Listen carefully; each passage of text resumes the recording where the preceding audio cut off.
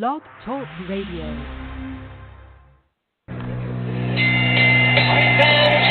we go with the main event of the evening. Ladies and gentlemen in attendance, months and men joining us around the world. It's time for the Matthew Ball we've been waiting for.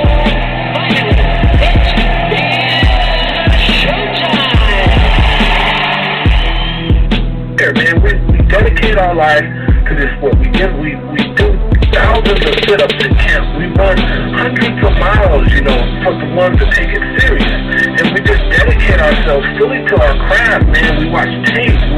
We have attitude. We rooting, and we go into that fight just to land on the line.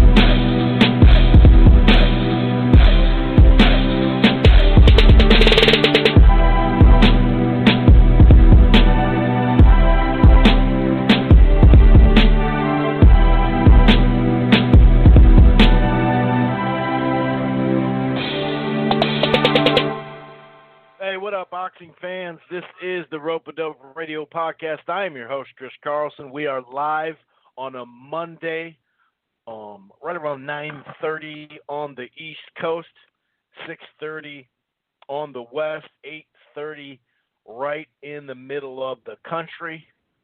Some call it flyover territory up here, up in the Midwest, the 5-state region. I'll shut up.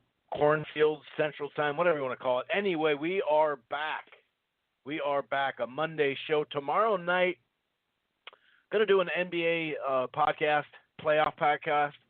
My co-host couldn't do one tonight, so I'm flip-flopping it. That's why we're doing a Monday.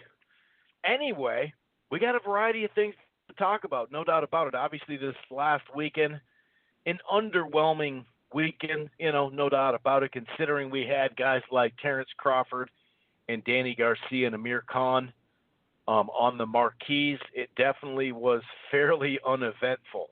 Crawford and Khan only lasted, halfway through the fight.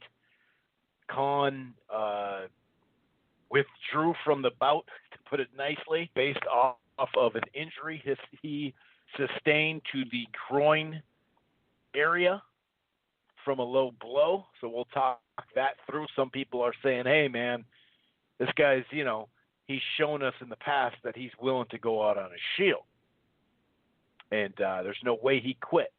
Something was wrong, obviously. Otherwise, he would have kept fighting. Others think, he saw the writing on the wall, and he figured this is a good time to get out. I can get out of this. I'm going to quit. And then I could still fight Kell Brook. You know what I mean? So we're going to discuss that. Did he quit? Did he not? What's next for Crawford? Obviously, the Spence-Crawford drama added some more fuel to the fire, I should say, from Bob Arum. He's out there talking a whole lot of things, whether it's the boycott theme, whether it's disparaging Garcia.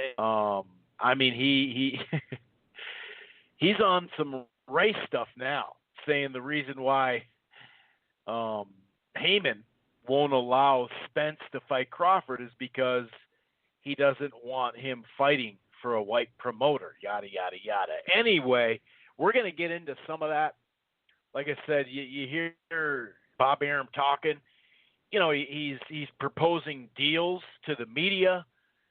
He has yet to actually make an official deal. But we'll talk about that. We'll talk really quickly about Crawford Khan and some of the undercard. Of course, Garcia Granados, which turned out to be a slaughter. I really thought that would be a two-way fight. I think a lot of people thought it'd be at least competitive. It wasn't. Some of the undercard stuff from that. And, some overseas stuff we'll touch upon. Like I said, an uneventful weekend, and really the last basically month. It's been bad. The beginning of April, there wasn't much going on because of the Final Four. We're knee deep in the NBA playoffs. We're on any given Saturday right now. There's like 4 NBA games. I was just thinking about it. It's been underwhelming, to say the least, but we kind of knew that based off the schedule. We had some big names, like I said, Lomachenko and Garcia and Crawford and Khan fight, but didn't really turn out that eventful. But it is what it is. We haven't had really a good-ass card or fight since the end of March. That would be Lipinets and Peterson. But anyway, beyond that, like I said, we're going to start with that. Then we got to look towards this weekend, and what a weekend it should be. This year has just kind of featured, I've been saying it, it's the year of the mid-level fight. You know, we've had so many cards already, considering, you know, boxing hasn't even had a chance to fully peak yet this year, obviously. We've had a lot of mid-level cards, a lot of prospect stuff, a lot of mismatches, but we've lacked a lot of big fights. Not even a lot, but a chunk of big fights that we've gotten basically for a while now, several years in a row. It's been an underwhelming year because of what we've done the last couple of years and what the bar was set at, the bar raised in that time. If you look at meaningful fights, it's just the meaningful fights. And this weekend is the start of a nice run, and hopefully over the next couple of weeks we can also add to the schedule of top flight fights like a Pacquiao Thurman, like a Spence Porter. I know people don't want to hear that. They want to hear Crawford Spence. I want it too. I'm just being realistic. But long story short, this weekend we've been talking about how we just got to get to late April. We've been saying it all April. Well, here we are. Rungvasai Estrada Part 2 on DAZN. This can be a good fight. This is a very important fight at the weight class. It's meaningful. The first fight was very competitive. One of the scorecards I'd say is kind of controversial. I think one of them was 117, 111. We'll get into that, but we're going to definitely preview and predict this fight. Also, the World Boxing Super Series returns. You have Pro Gray taking on Relic. You have Donaire taking on Tete. And then also Easter Jr. versus Bartholomew. But that's a pretty good fight at 135. We know Bartholomew was a much different fighter at 130 and 135 than he showed to be at 140, and that's on Showtime. So we got DAZN, Showtime. We're definitely going to preview and predict this weekend, and obviously next weekend, the weekend after, we're going to go mainstream, Canelo and Jacob. So we got a nice run coming up here, and like I said, it really feels like once we get this summer schedule locked down, I think we're going to be happy campers, us boxing fans. There is some news out there. Obviously, we're going to go in depth with the Crawford Spence topic. Bob Arum with the smear tactics. Yet, you know, he still acts like he wants to make fights with Al Heyman, but yet he's saying the cancer, all this stuff. There were some fights made. Kovalev has an opponent. So does Charlo and Harrison. The rematch that now has a date. In a network sealed, signed, and delivered. Anthony Joshua still looking for a replacement on June 1st. We'll give you some details. Hunter has kind of led the way, rumor wise. Devin Haney is in the news. Dillian White is in the news. Just a variety of, kind of news items. The last time we spoke, what was that, Wednesday afternoon? Or was it Tuesday afternoon? I think it was Wednesday afternoon. Anyway, Big Baby Miller had just failed one test, and now you guys know this guy is just a complete cheat, man. This guy, wow, I can't believe how many times he cheated. Not you fail. That was pretty ridiculous. Anyway, like I said, we're going to start with recap. Then we have to get into this weekend, especially Rungvasai and Estrada. Like I said, some World Boxing Super Series, some Showtime stuff. We're definitely going to discuss all of it. Looking forward to this weekend. Yeah, I think that's about it for the intro. Anyway, if this is your first time listening to the Rope-A-Dope Radio podcast, it streams live right here on blogtalkradio.com/Rope-A-Dope Radio. It's It streams live. It also archives. It's basically the home base. You know what I mean? It's basically the home base. Gosh, what the hell? Huh.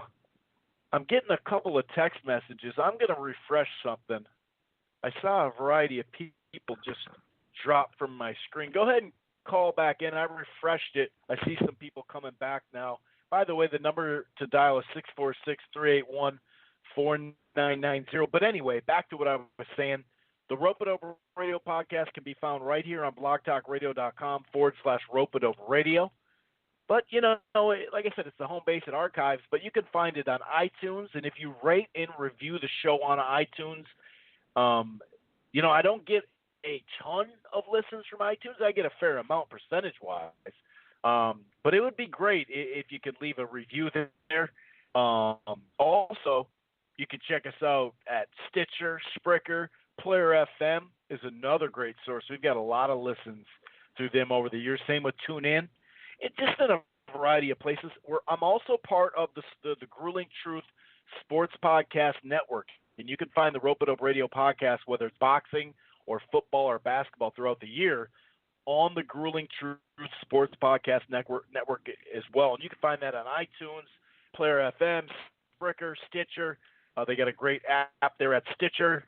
You can also stream it live on Spotify and iHeartRadio. You can use your household appliances that talk to you, like Siri and Alexa, and use TuneIn or Spotify to go right to the Grueling Truth Sports Podcast Network to listen to the Rope-A-Dope Radio podcast, or like I said, other stuff. Or you can just head right to the gruelingtruth.net. You can listen to the podcast right there. You can also, you know, read articles, whether it's about, you know, back in the day fighters or certain list of top 10 defenses in the 70s for NFL. It's a variety of stuff over at gruelingtruth.net. It's boxing, it's football, it's basketball, it's baseball, it's everything in between, and I mean everything in between. So, yeah, I also do a boxing prediction article there, topical once in a while. And while you're at it, while you're at the gruelingbookie.ag, and place a bet right there. I'm going to get a sip of water. Okay, that's nice. Before we get into this whole thing, I just got one more thing to say. Just one little item to cover here, and that is DirecTV Now. Now, if you're thinking about cutting the cord, or you already have cut the cord, and you're just not happy with what you got, right? You should check out DirecTV Now. I'll give you a couple of different specials. The going rate for DirecTV Now, the standalone streaming service, or the cable package, I guess, through DirecTV. And then also a layer having to do with a deal for an Apple TV 5th generation 4K. So that's something I'm going to tell you in just a moment. But I cut the cord back in August, and I gave myself about 5 weeks to try different cable packages. I came up with DirecTV Now being the best. There's no annual contract. The plans start as low as $50 a month. This includes HBO, no annual contract. Like I said, you could stream it anywhere, your smart TV, your smartphone, your tablet. It has the cloud DVR. For boxing fans, $11 for Showtime. That's a pretty decent deal anyway. So $50 a month, that includes HBO. So let's say you're going to want to watch the NBA playoffs and Game of Thrones right now, okay? You want to watch Game of Thrones. Now, if you're a boxing fan, you need ESPN and you need FS1, right? And so this all kind of works out with boxing and basketball. And Game of Thrones, like I said, the package includes HBO, which brings you right through the Game of Thrones, and TNT, ESPN for the NBA Finals. It takes you right through all of that. And here's the kicker. So $50 a month, like I said, the Plus and the Max packages, those are the ones that have HBO tied to it. Now, here's the deal. You can prepay for 4 months, okay? So 4-month prepay for DirecTV Now, And DirecTV Now kicks in for free an Apple TV 4K 5th generation. That's an Apple TV 5th generation 4K. This is a limited time only. Now, it's regularly priced at $179. So if you're going to prepay for 4 months, that's $200.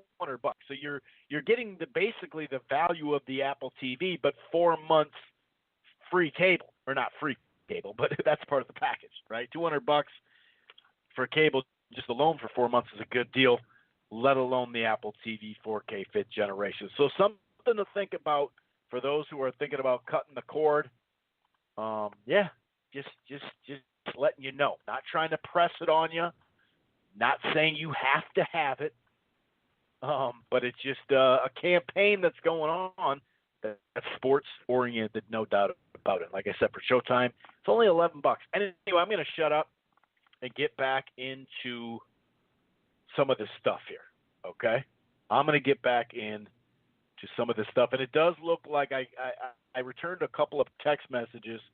I see a handful of more people back in there. The number to dial is 646-381-4990. You can streams live for 2 hours. We usually have a little bit of an archive time. Not totally expecting a ton of archive just because, it's kind of a random night. Usually we do it on Tuesdays, yada, yada, yada. But you can take the show with you. Maybe, you got to pick up the kids at soccer practice, right?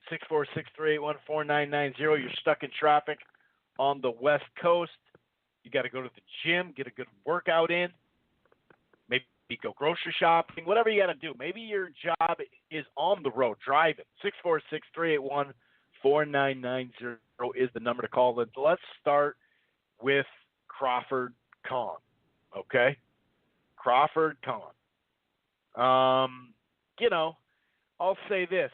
Well, the first round, if you look at it, the first round, I actually thought Khan was winning. He was landing some decent jabs. He just was like landing quick little combos. But then I think he landed a jab and kind of reached, right? Like he does. That's one of his things. He kind of reaches. And he got kind of stuck in front of Crawford for just a split second. And like I said, that's one of his problems. And Crawford immediately took advantage of it. Left hook, late right hand. He was already hurt. It was an overhand right, actually. What am I thinking? The overhand right that caught him. That was over the jab, I believe. But then there was a left hook, late right hands, and it looked really bad. Like I'm thinking, God, man, this thing's gonna end in the first round.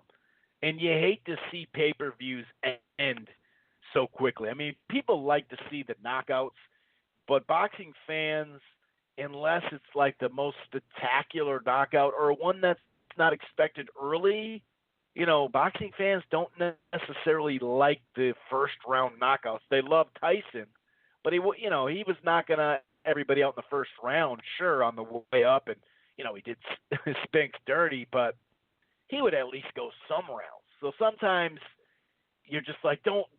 I was just in the back of my head saying, don't be done in the first round, please.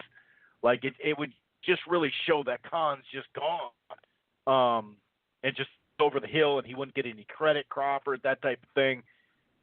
But looking back at it now, you know what I mean? I start to look at it and I go, man, I really wish maybe Crawford would have knocked him out in the first round because of how this fight turned out. So that kind of sucked. But, it is what it is. You can't do a whole lot about this stuff. But I did think Khan was actually barely winning the round until he wasn't. You know what I mean? The second round I did think was a close round. If people gave it to Khan, I wouldn't be – obviously I didn't give the first round because I gave it 10-8 to Crawford. But I thought before he hurt him and knocked him down, I thought he was winning the round. I think he can make an argument for the second round that he won the round maybe. He landed some, his jabs and his right hands. He wasn't necessarily standing right in front of him like that too long, admiring his work. Some late quick combos.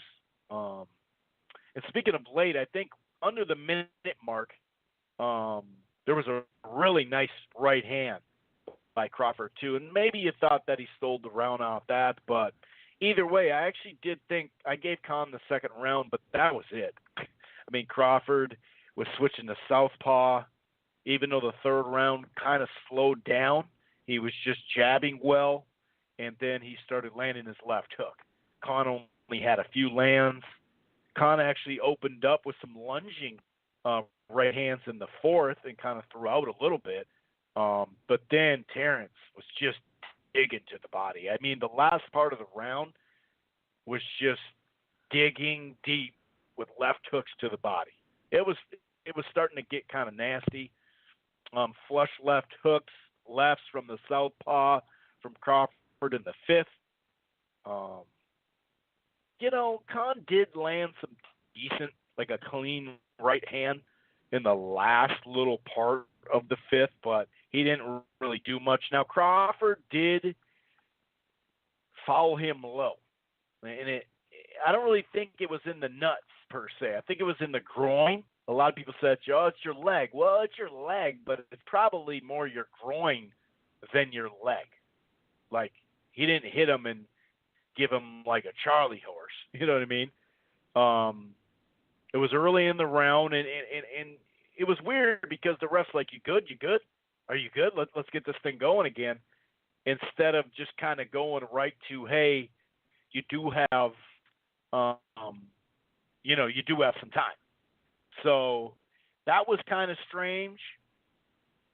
So to me, it was kind of like, okay, so why? What's going on? Like what?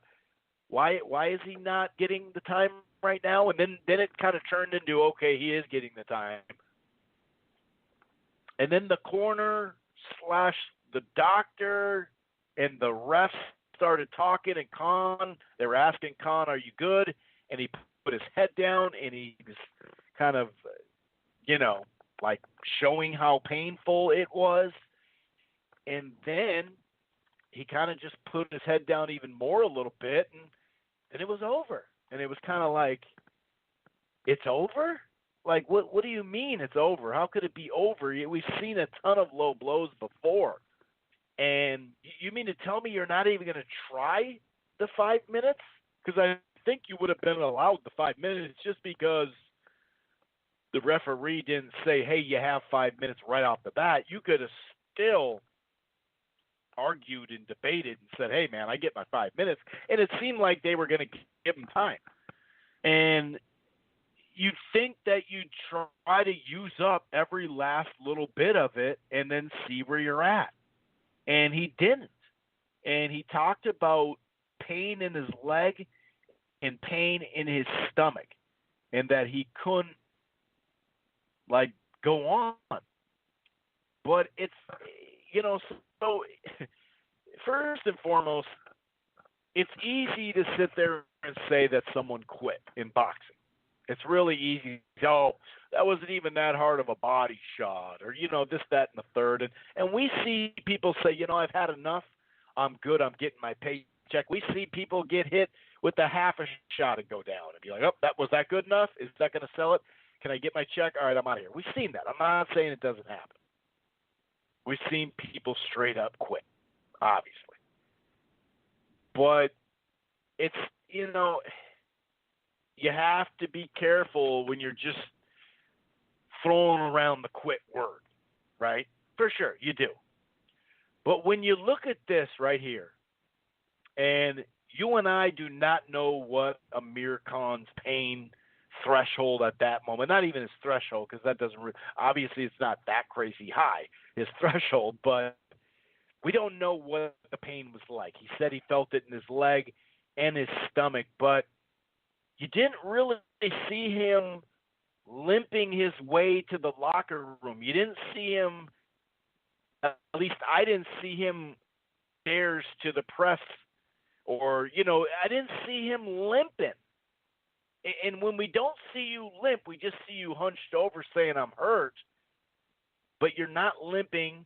And, if you're really in that kind of pain, wouldn't you get an X-ray on that area? And wouldn't we been hearing that he went to the hospital and he got an X-ray? Because if you can't continue, shouldn't you go get it checked out, since it's actually there's pain in your stomach and your leg? You are seriously hurt. So therefore, shouldn't we already hear about X-rays? I guess that's the thing that makes you go, huh? Did he just see the writing on the wall? And for me, looking at it, through my eyes, my viewpoint, and giving fighters the benefit of the doubt, and everybody has different thresholds. A lot of people can sit on their couch and go, be guys that go to an actual boxing gym or just go work out or had played in sports or whatever, and they just think that gives them this extra, well, I would be fine, I'm not saying that. I try to give the benefit of the doubt, but if you're not visibly badly and you're telling me that right now I can't even sit down properly or something like that, well, then I go, okay, there's something internally wrong with them. That sounds serious. But when you don't hear this stuff, and Crawford after the fight was even going, I mean, did you quit or not, dude? No, I didn't quit. I'd rather go on my Shield. Now, he started out we're talking about going out on a Shield, right? And his first time Khan was getting knocked out, right? He did go out on a Shield. He didn't take a crazy beating over a 10-round process. It was right away. But you got to give him credit for getting up, even though he got knocked down again and he couldn't get back up. He was trying to go out on his Shield in that fight. Now the same with the Danny Garcia fight. He was actually doing so well and then got caught, got hurt, got knocked down, and kind of stumbled and bumbled for the next couple of rounds, just trying to save it, even though it was just a matter of time. The Canelo was just a clean shot, you're out, done. So we can't say, he's going out on a Shield, because most people think he was winning the fight. You can't say I'm going to go out on your Shield when you just get concussion punched. Now, people could say, well, that's going on a Shield, but he wasn't taking a beating. You see what I'm saying? There wasn't like a 10-round beating, and then he got knocked out. You see what I'm saying? So is he willing to go out on his Shield? It does seem that way. We've seen him hurt numerous times, and he fights back, even in his last fight. So I'm not trying to tear apart this guy just to do it, but if you're not visibly hurt to us as boxing fans, and we've seen so many boxers suck it up, to me, it's Monday, and we don't hear about an X-ray and how he's going to have to have therapy on it or something. Surgery, therapy, rehab of some sort, nothing. So to me, to say a groin shot made you quit, it really looks like you go, you know what, I got $5 million. It could be more if the pay-per-view did more, right? And I didn't lose. I mean, I lost, but I didn't get knocked out, and I even won a round, and I could still fight Kell Brook. I mean, he's going around saying he can still fight Thurman and all this other stuff. And don't get me wrong, theoretically, of course he could. But it just kind of felt like he was hurt, and then he took an opportunity and said, you know what, getting beat up here, he's destroying me to my body. I think he took the way out. That's what it looked like to me.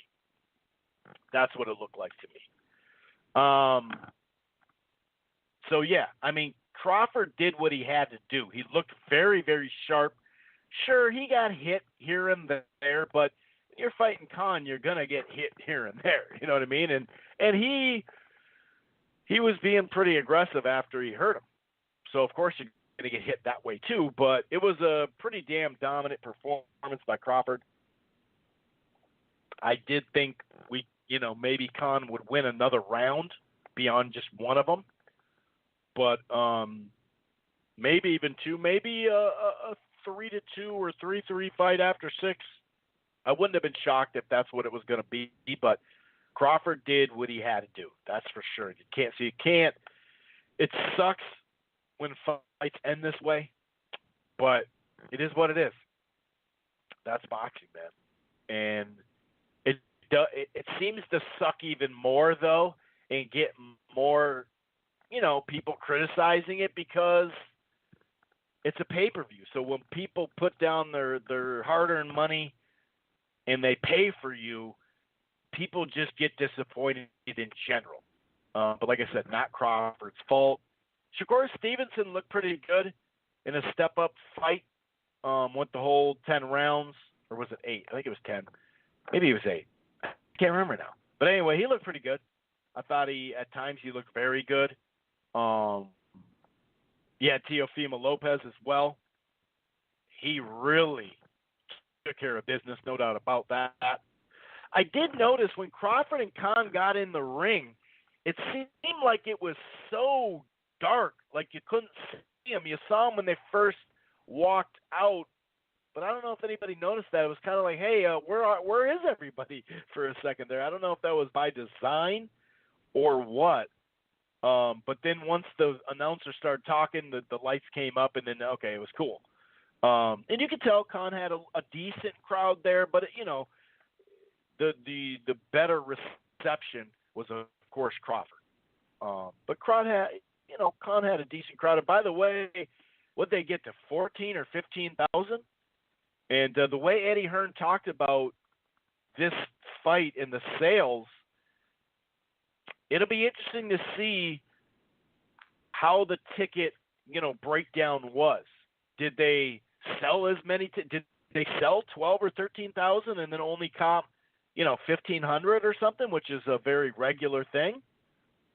That's kind of surprising based off what you saw in the secondary market and also just Eddie Hearn talking, But then again, he could have just been talking out of, anger or whatever, because he was kind of giving shots to Bob Arum a little bit, but kind of nicely, because, Arum was saying how he doesn't know shit about, he doesn't know diddly about U.S. promoting and whatnot, but he had made it sound like, even the week before, Lomachenko, he said that Rungvasai and Estrada, I believe he said at that time, this is probably like Thursday or midweek, probably midweek, Wednesday or something right before the Loma fight. He said Rungvasai and Estrada have 4,500 sold, and he's expecting 7,000. And he said they didn't even have, for Lomachenko and Krolla, that they didn't even have 4,500 sold at that time. And we know the last day or two, especially the walk-up, that you do get a chunk of sales, but that went over 10,000. This went to 14 or 15,000. I can't remember which one, but ultimately, when it comes to any of these gates, it comes to the gate number. Sometimes you don't get a breakdown of how many comps and how many tickets sold and all that. You just get the gate number, but usually the gate number tells you if something was papered or not. Where if they sold 8,000 and then comp 5,000 or 6,000, that'd be different than selling 12,000 and only comp 1,500 or whatever, So ultimately those numbers come out, and I always leave it right there because we don't know until it comes out. I'm not just going to listen to Eddie Hearn, but then again, he does have access to the numbers at the time. He didn't promote the fights, but in a sense, like I said, he wasn't a co-promoter per se, but he kind of was because he had Khan and Krolla, and he has access to the numbers.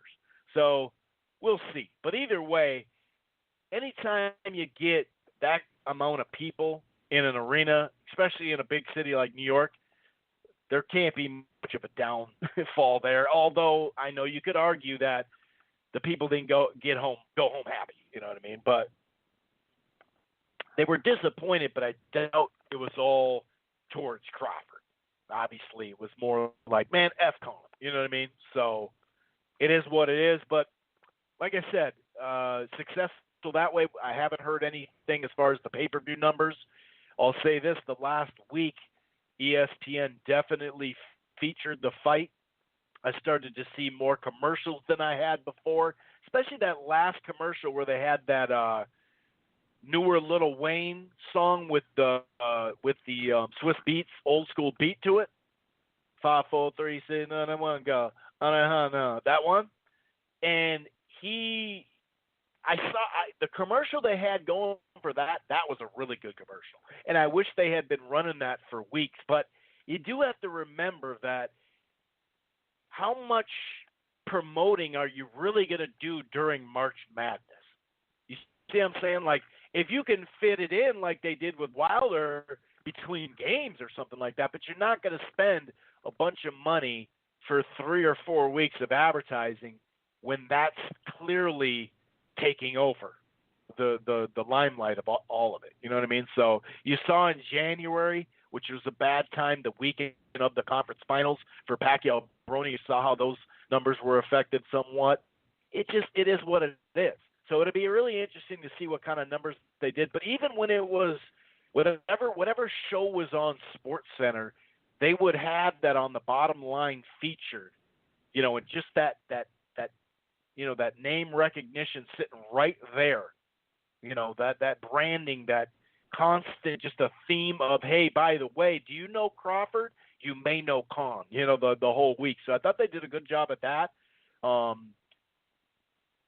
We'll see the numbers. We'll see the numbers. I mean, Khan has been on U.S. television fighting mostly in the U.S. since like 2010 or 2009, whenever that Malignaggi fight was, because that was in New York City. So he's definitely a recognizable name. So we'll see. You know, we'll see how that goes.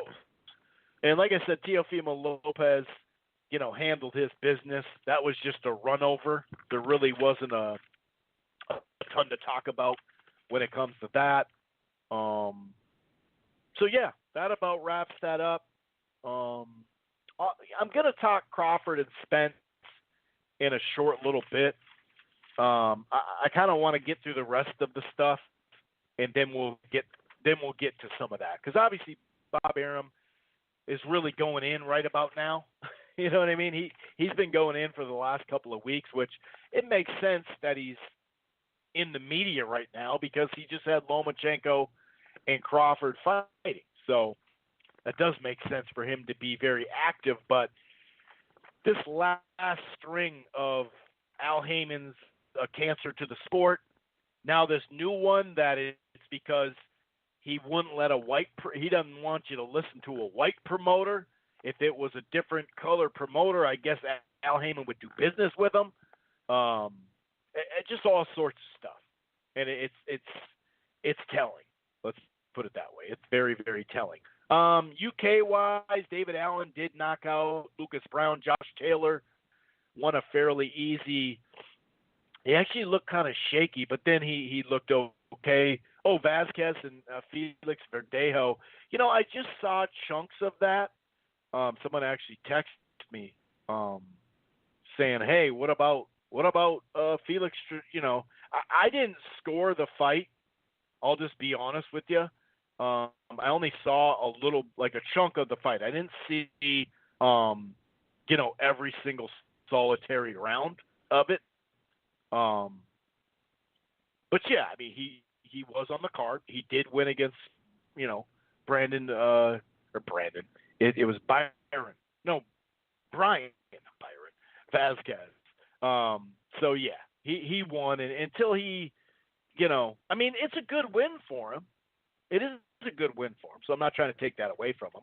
And, you know, maybe he can recoup his career just in the nick of time. Who knows?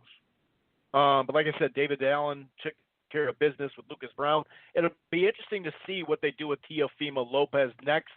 And that may have to do with what Mikey Garcia is going to do with his 135 belt. Obviously, you know, I mean, we have Devin Haney knocking on the door at WBC rankings. We have Luke Campbell. It does sound like they want to, you know, you have Richard Comey too. So I'm assuming here very soon, if not next, Teofimo is going to be in a main event. There's really no reason to break down his fight. He kind of came forward.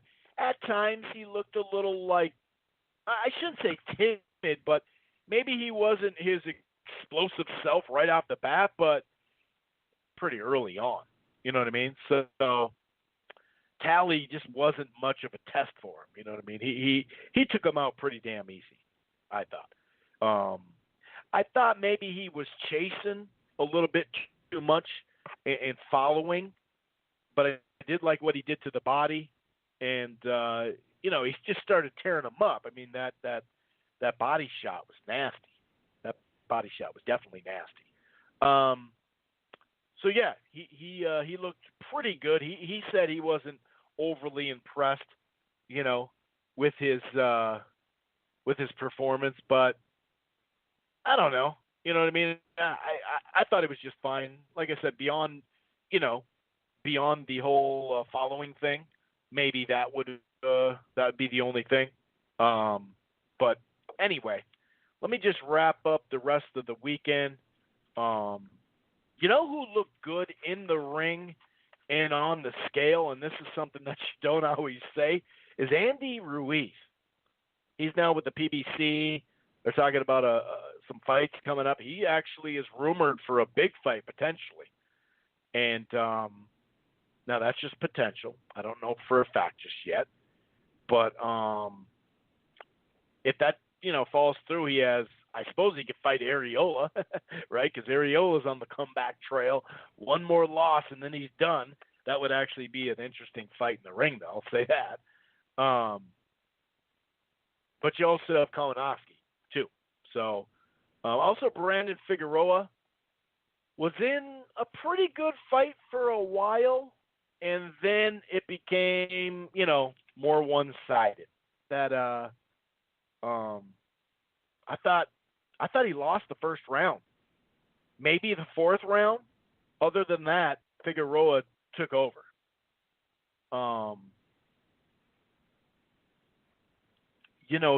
I guess Figueroa was still more active in that opening round, but he got countered with right hands and left hooks.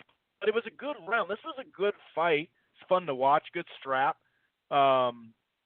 But the two-way scrap, as the rounds started going, once you got into the fifth round, it was just steady work, landing heavy from Figueroa, 6 through 8. He was just starting to really take over the frickin' fight.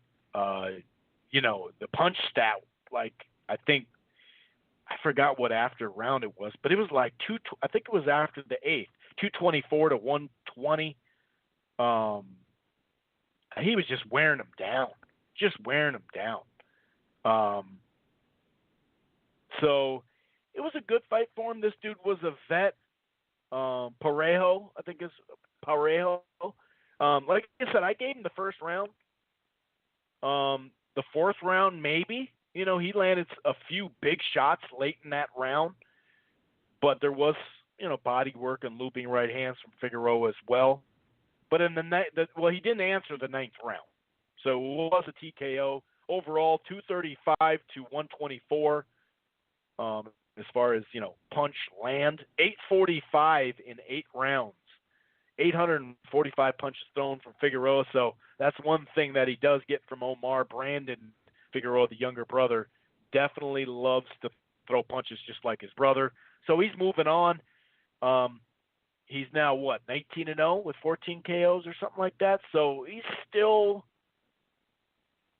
I think this was an interim, WBA 122-pound trinket. So we'll see. But anyway, Ruiz won easily as well over Dimitrenko. He actually just rolled on him. He was just bringing the pressure. Dimitrenko did actually counter pretty well in spots off the ropes. But a couple of really nice straight right hand counters off the ropes. But there were some exchanges in the fight and whatnot. But after a while, Ruiz started hurting him. He started hurting him to the body, flush right hands, back to back, and it was just done. TKO, I think it was midway through the 5th or something like that. 68-21 as far as punches landed, only through 5 rounds. So he looked good, and more importantly, he looked good on the scale. Relatively speaking. Yeah, of course, you know what I mean? He's not going to win any kind of, modeling contest or nothing like that, but, it is what it is. So, yeah, I'm looking forward to see. I like Andy Ruiz when he's in shape. He's a fun heavyweight. He's a second-tier contender type guy. I thought he gave Joseph Parker, I thought he gave him a hell of a fight. So yeah, we'll see where he ends up. I'll talk about him a little bit later as far as that goes. I did like how they had the Fox Night FS1 fights, like what would be prelims or walkout bouts televised. They saw a couple of them. I didn't see the main event though. With Rosario, he won a split decision over Jorge Cota, I believe it is. But I didn't get to see. I only saw a chunk of that. I got busy and wasn't able to watch it right now tonight before the show, unfortunately. But otherwise, I'd give you more of a take there. But Rosario did keep his winning streak going. That's what I do know. But yeah, that's about it. Rolando Romero looked pretty good. Angulo, oh God, he scored like a second-round knockout. Carlos Balderas, he pretty much ended dude pretty quickly. I think it was like a fourth-round TKO. His corner threw in the towel. He's still obviously on the prospect level, but starting to grow into his body and into his pro skills. And so we'll see, where he takes it from here.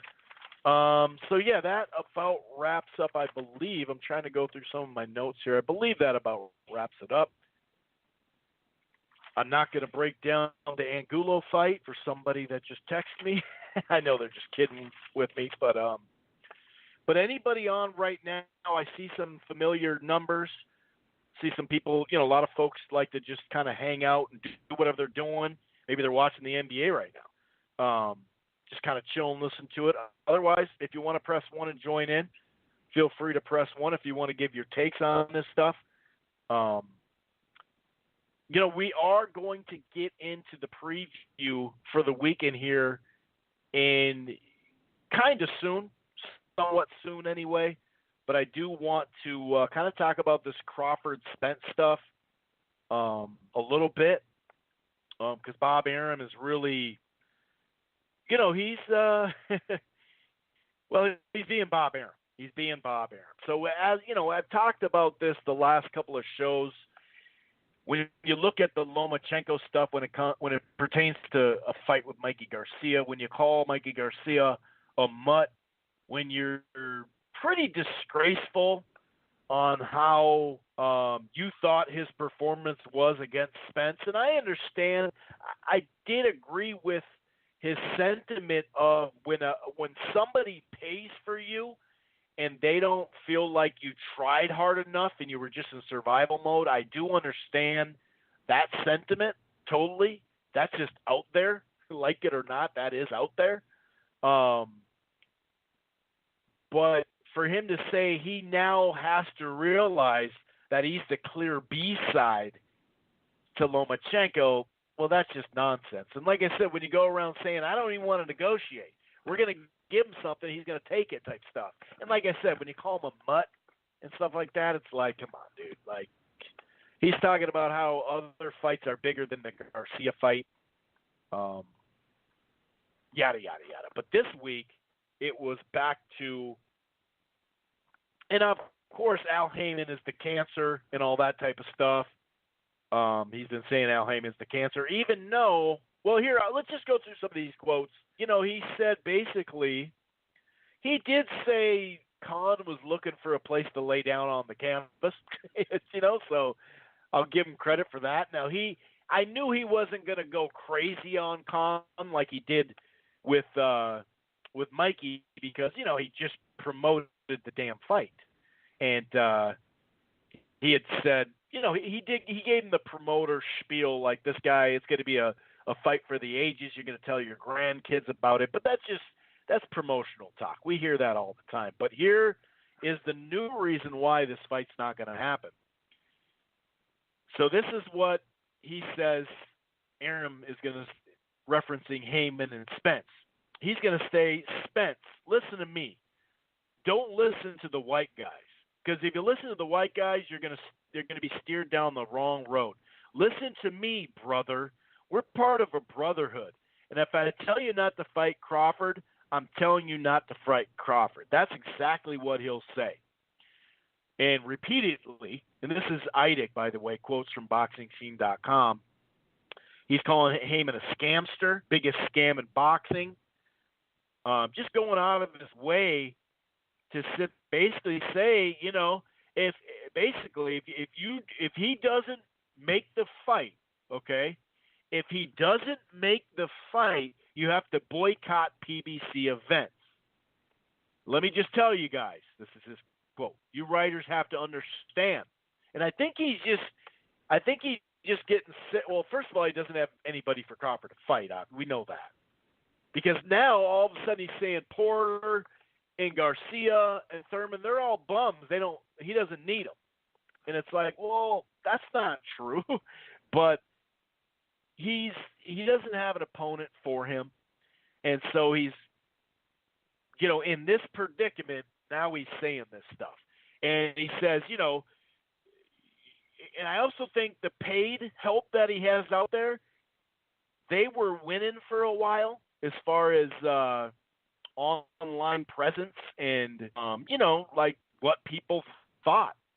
They could influence people, no doubt about it, but after a while that stuff got old and people just assumed a lot, just kind of look past some of that stuff. And I'm talking about the people they pay to write and blog and podcast about negativity. It's a smear campaign. This was all, Golden Boy did it as well, and it happens. But I'm not saying all sides can do it, but he's talking about the reason why the Wilder Joshua fight is happening is because of Al Heyman. Same with the Crawford, this, that, and the third, and he basically says, he's a scam. He's only gonna have his fighters fight his own guys, and that's something that obviously, we know that that's something that he's well known for, is in-house fights. I mean, that we're talking about Bob Arum. But here's an example of him in this category saying this guy doesn't, even though, Stevenson just fought Bostick, who's an Al Heyman fighter, Stevenson. And if you look at Khan, is still advised, although he had one fight left on his Matchroom Sports Eddie Hearn deal, he's still advised by Heyman, and they've had other guys that they've fought. It's just always been the second tier guys, like Felix Diaz and whatnot. But it's funny because in this category, he wants to make the fight. And I think he's doing a good job of trying to get ahead of it. He's trying to get ahead of it. So when the fight doesn't happen this fall, he could say, well, it's not my fault. He put up offers to Kevin Iole saying, hey, how about a 50-50 split network, whether it's Fox or CBS or whatever, we'll do that. So he's making all these offers. He's saying all this stuff that makes fans get excited, but then when you say all this other stuff, we all know that's not how you negotiate. It's come out of all these promoters' mouths that we negotiate in the back rooms, behind closed doors. Like, why don't you go through the whole negotiation process for Crawford to get the Spence fight, and then when you have evidence of what you've sent, come out and say, this is what I did. We can only try to make the fight. We tried. When they're ready, we're ready, that type of thing. You know what I mean? Because if you look at the Wilder-Fury fight, we all know that was a week away from being announced. What's-his-toes had Tyson Fury even admittedly say he had the contract that everybody assumed he was going to sign for a week. It was a 50-50 deal, $17.5 million up front. But and I'm not, Fury getting his contract, getting his money to ESPN. I never ripped him for that. But remember, Bob Arum, what did he do? He went right to the press and he said, hey, we're going to have them both fight, and then we're going to fight them later this fall, right? And then he proceeded by, this is what he told the press, and they lapped it up. They ate it right up like they always do. And by the way, there are some people that pressed one. Wood, you're going to be next. You've been on the longest. Right after this little spiel, I'm going to have you chime in. And then I see Mark on the line, 310, a couple other people as well.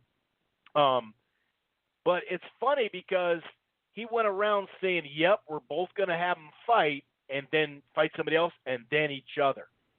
And he proceeded by sending a 5-fight contract with no detail at all about when the Fury fight's happening. And now he's saying the fight's in 2020, the rematch. So I guess he's the cancer of why this fight's not happening now. Wouldn't that be true? So it comes and goes. It matters the situation.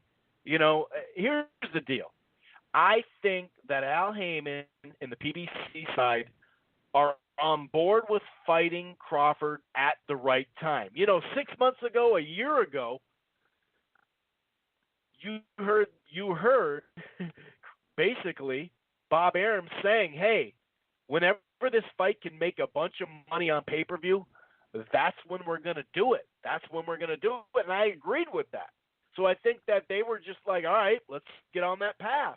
But I believe, because he was talking about late 2019, but more than likely 2020 is when this thing could really generate, and it looks like it's on course for that, to be honest with you. But anyway, I fully believe that Al Heyman and Spence as well figure, why not fight Porter, get a belt, fight the winner of Thurman Pacquiao, get another belt, and then the fight will be built that much more. And it's not like Spence would be fighting bums, and he'd have all the belts and then make the big fight. And that's what I think that their plan is. And that was Bob's plan for a while until he, like after the Horn fight, you could really see him start to change. And this fall is when he changed his tune on it.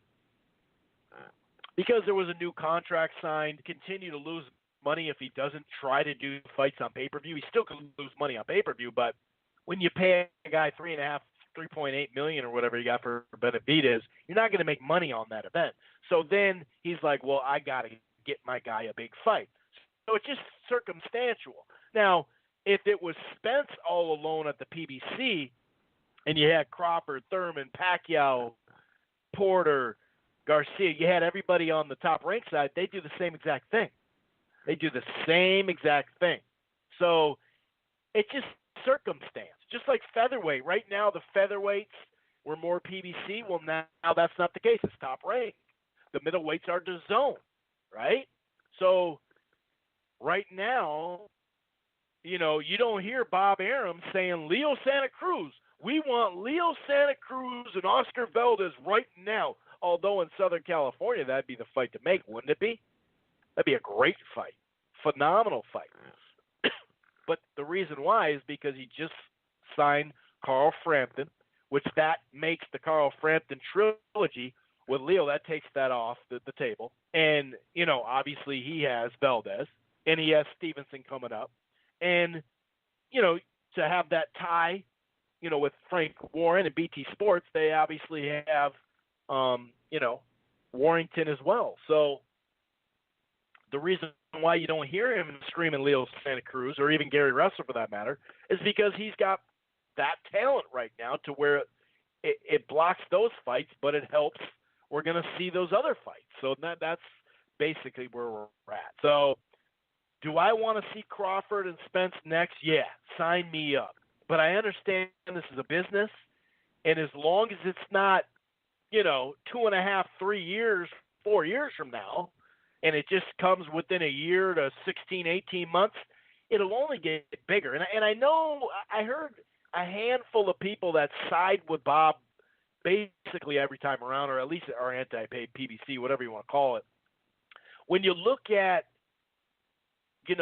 some of the comments made, you just kind of, you just you look at it, and to me, it just I don't know. I do think Bob Arum. What I'm trying to say here, long story short here, Bob Arum does want to make this fight because of the contract he has and the talent or lack of talent that he wants. That he has. He doesn't have talent for him. So it's gonna just burn a hole.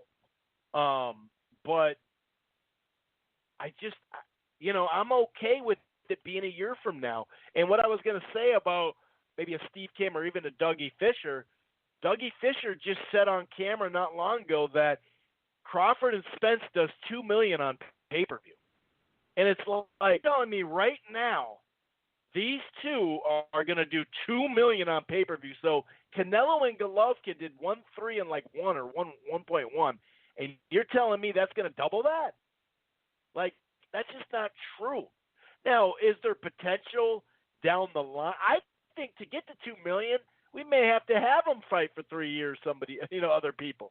I know I don't want that to happen. I don't think it's going to. But to tell us we need to make this fight because this is the fight that everyone's going to buy. Well, fighting the winner of Pacquiao-Thurman will be just as big a fight as Crawford right now, unless Crawford and Khan did hit it out of the park with this pay-per-view.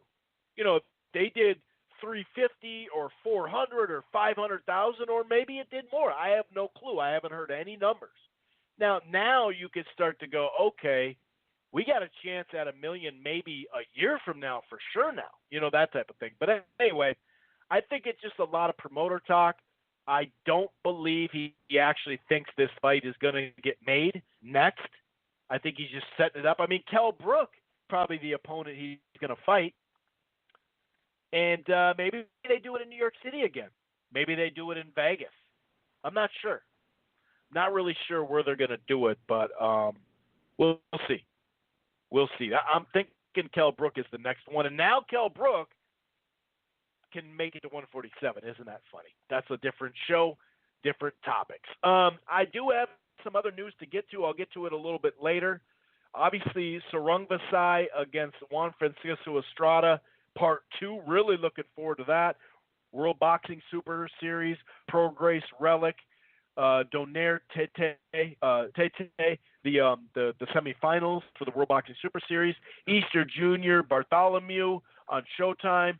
It's definitely a stacked weekend, and like I said, right now is when we're going to start to hit our peak, no doubt about it. So news and preview and predictions coming. Right about now, I'm going to go ahead and bring in Wood. He hasn't been on the show in a while. It's good to see him in there. 937 Wood, what's going on, man? How you doing? Hey, man, I'm good. What's going on with you? Not a whole lot, man. Not a whole lot. Doing a show on a Monday, which is kind of throwing me off a little bit, but I'm doing pretty good, man. I'm doing pretty good. April was kind of an underwhelming month, and we kind of figured it would be because there wasn't a ton of great fights scheduled, but we're really going to hit our peak here, or I shouldn't say peak, but we're going to really get a string of fights over the next couple of weekends that I'm excited about, Wood. And not only that, but in the meantime, it sure would be nice in these next 2 to 3 weeks if we could get a couple more meaningful fights on the summer schedule too.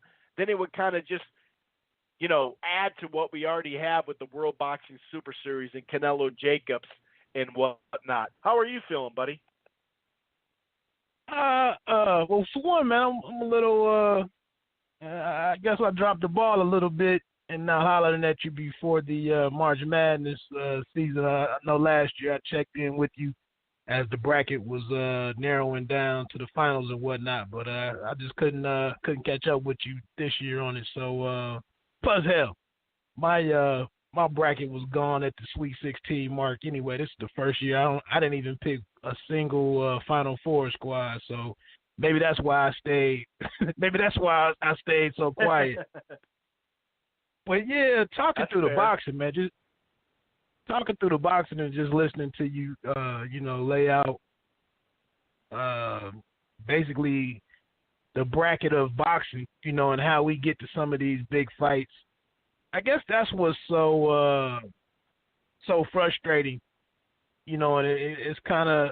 I definitely agree with you on trying to build and marinate, Crawford and Spence, but it's almost to a point where, in my opinion, man, these last three pay-per-views really just don't bode well. The quality of them just don't bode well for, in my opinion, for consumers having a lot of faith in pay-per-view, and it's almost like instead of the marinate to build it up to, to maximize it, could boxing just, the powers of boxing, could you just work together to give us a guaranteed great pay-per-view?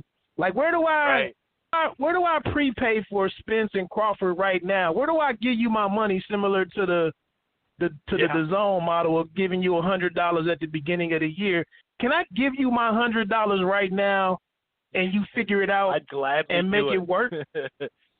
I'd gladly do that.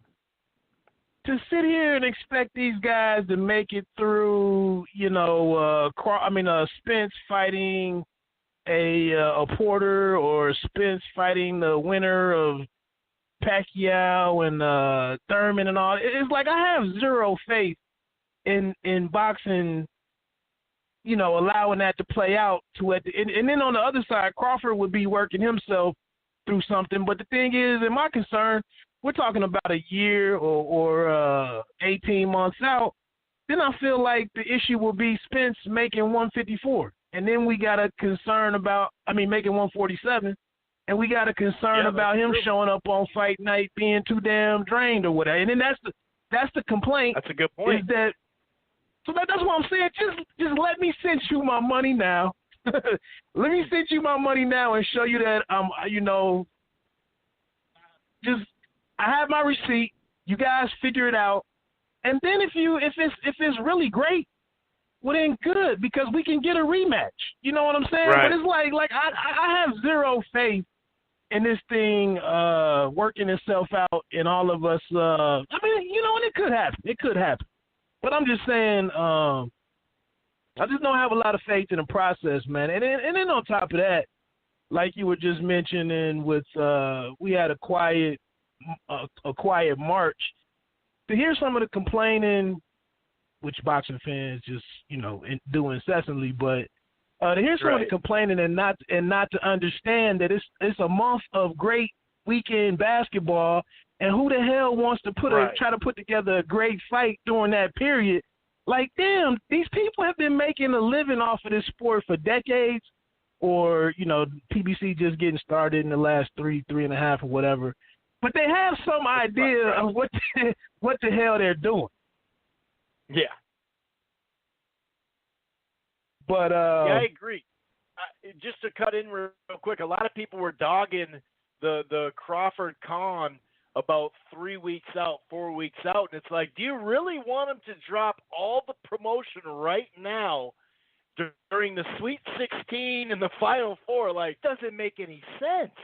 But you're right. Yeah, totally. I know what you're saying. You hear a lot of complaints, but, we have little pockets throughout the year where boxing gets a chance to shine. In the next couple of weeks, finally there's not going to be NBA on a Saturday night, because the bigger the games get, the more they want them on Mondays and Sundays and Thursdays. They don't want them on a Saturday night. But you're right. People gotta kind of think about that too. That you're not gonna have this. You know what I think it is? It's the fact from 2016 to 2018, we got so many meaningful fights that we hadn't got in maybe the last decade, that the bar is set so high that this year really is underwhelming, because it's like, dude, you give us plenty of mid-level fights. It's not like there hasn't been good fights, but we need, like you said, the meaningful fights. And much like Wilder Fury, they made the fight kind of out of nowhere. Then they made it. It did good on, but it did good on pay-per-view. And then everybody was really anticipating, and the numbers would have blown up that much more on the rematch. Maybe if within the next 6 months to a year, if we get that damn Crawford and Spence, like you said, the rematch can be made, and then it may blow up to over 1 million or something like that. Right. and I said this a couple of months ago on my podcast or maybe on a video or YouTube video or something, but the great thing about Crawford and Spence, in my opinion, is that you have two excellent fighters who I don't foresee either guy just getting blown out and they're not being, and the outcome not warranting a rematch. It's almost like there's no, some of us, if we're watching the situation at the heavyweight division, there was big concern, initially, or still is for some, that, Wilder could go in there and just absolutely wipe Joshua out if his chin is as fragile as, some people would suggest. So I could see Hearn and some of the, having the protection on and all of that type stuff. But in this particular fight with Crawford and Spence, I mean, I would be highly shocked if it was some ending in the fourth or fifth round. I just would. Yeah, I agree with that. But and speaking on the and thank goodness, for a fight or maybe just a division like super welterweight, where it's, for some reason or another, you can get these guys in the ring with one another. Although, it just like that. Everybody thought we were really headed the Hurd and the Charlo showdown, and then that got a monkey wrench got thrown into that situation. So, but I was going to say, at least we get a fight like on May 11th with Hurd and Williams that really could be a great fight. It could be a great mid-level fight that just really it exceeds. It seems like boxing just struggles, man, with delivering with the fights that, the big fights that we wait, 2 or 3 years to get. It just seems like it's always a struggle with delivering in those things. Just, I don't have a lot of faith in the heavyweight matchup getting to the end with both of those guys still being undefeated.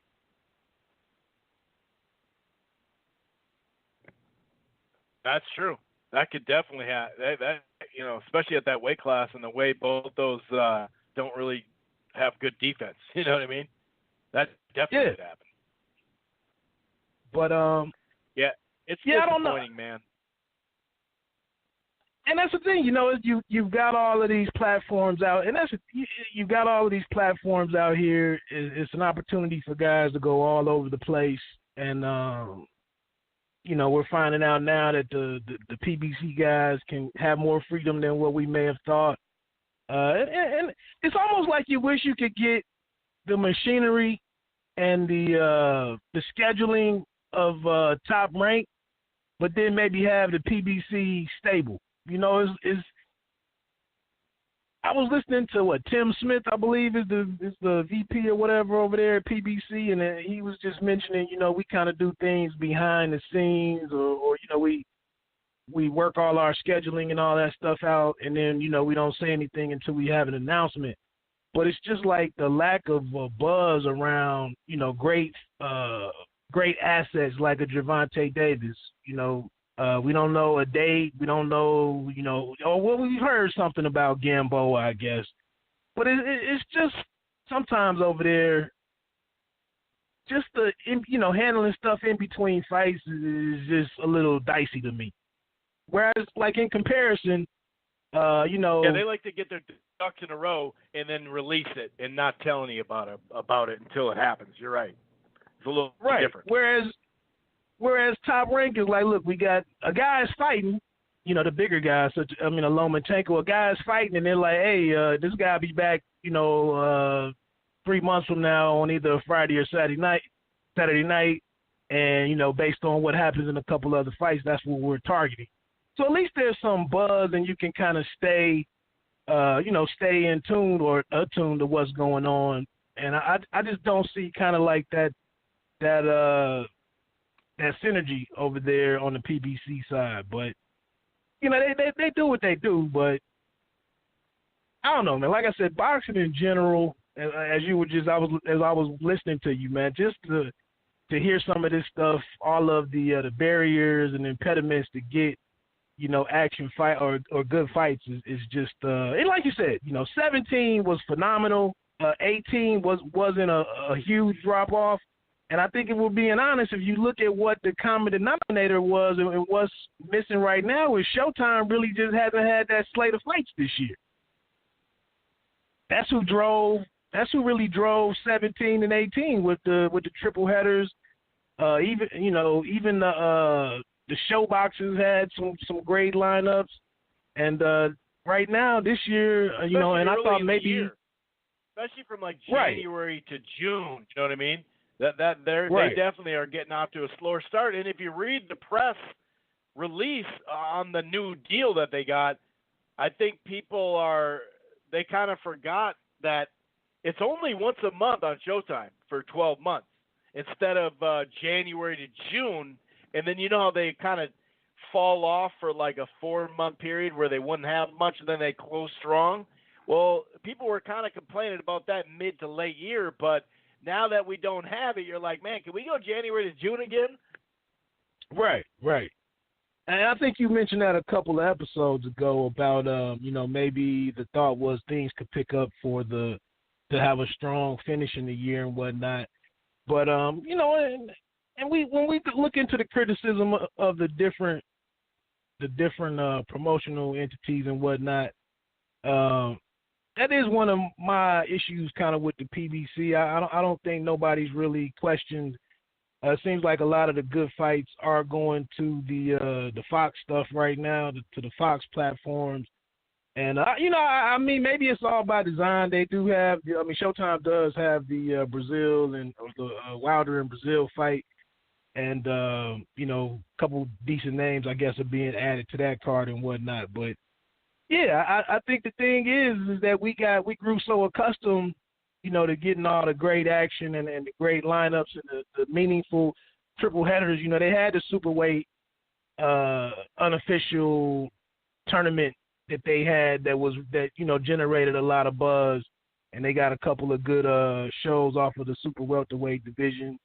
Maybe it was some super middleweight, couple cards in that area too.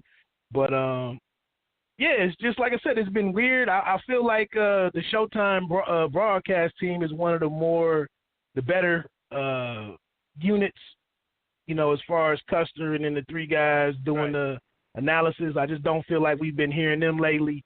And most of the the zone team can be atrocious at times. The PBC on Fox guys with that line, that lineup is just horrific.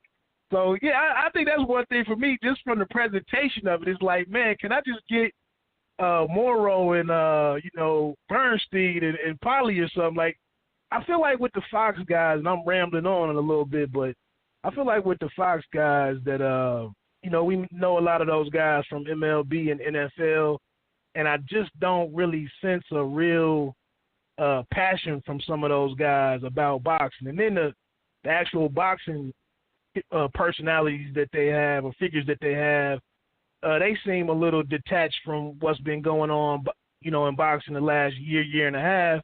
And it's almost like, yeah, I'll take that check and I'll check back in with the sport, but I really haven't been following it that close. If you listen to some of the comments that they make, or some of the errors that they make week to week, it's just like, bruh, what have you been watching, man?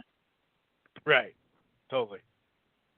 Yeah, Fox, if you compare Fox to Showtime, this definitely feels like, well, not as bad as 2015 for Showtime, because Showtime really fell out that year. Whereas if you look back, they did have Lara Castano. They have a good card coming up this weekend. They just had Hammer and Shield. So they've had just an okay year. But like you said, they've had such great years, 2016, 2017, 2018. The bar was raised. We were really thinking that. But remember, NBC and ESPN and Spike got all the better fights that year. And it does feel like they're kind of regrowing the younger guys now on this platform, like the Jarrett Hurd, like the Charlo, to build to that fight. And it does kind of seem like, well, Fox is having the best year out of everyone right now. And I think that's good for a boxing fan, because I'd rather, when a shitty rating still gets 1 million people and it peaks at 1.3, that's not a bad thing.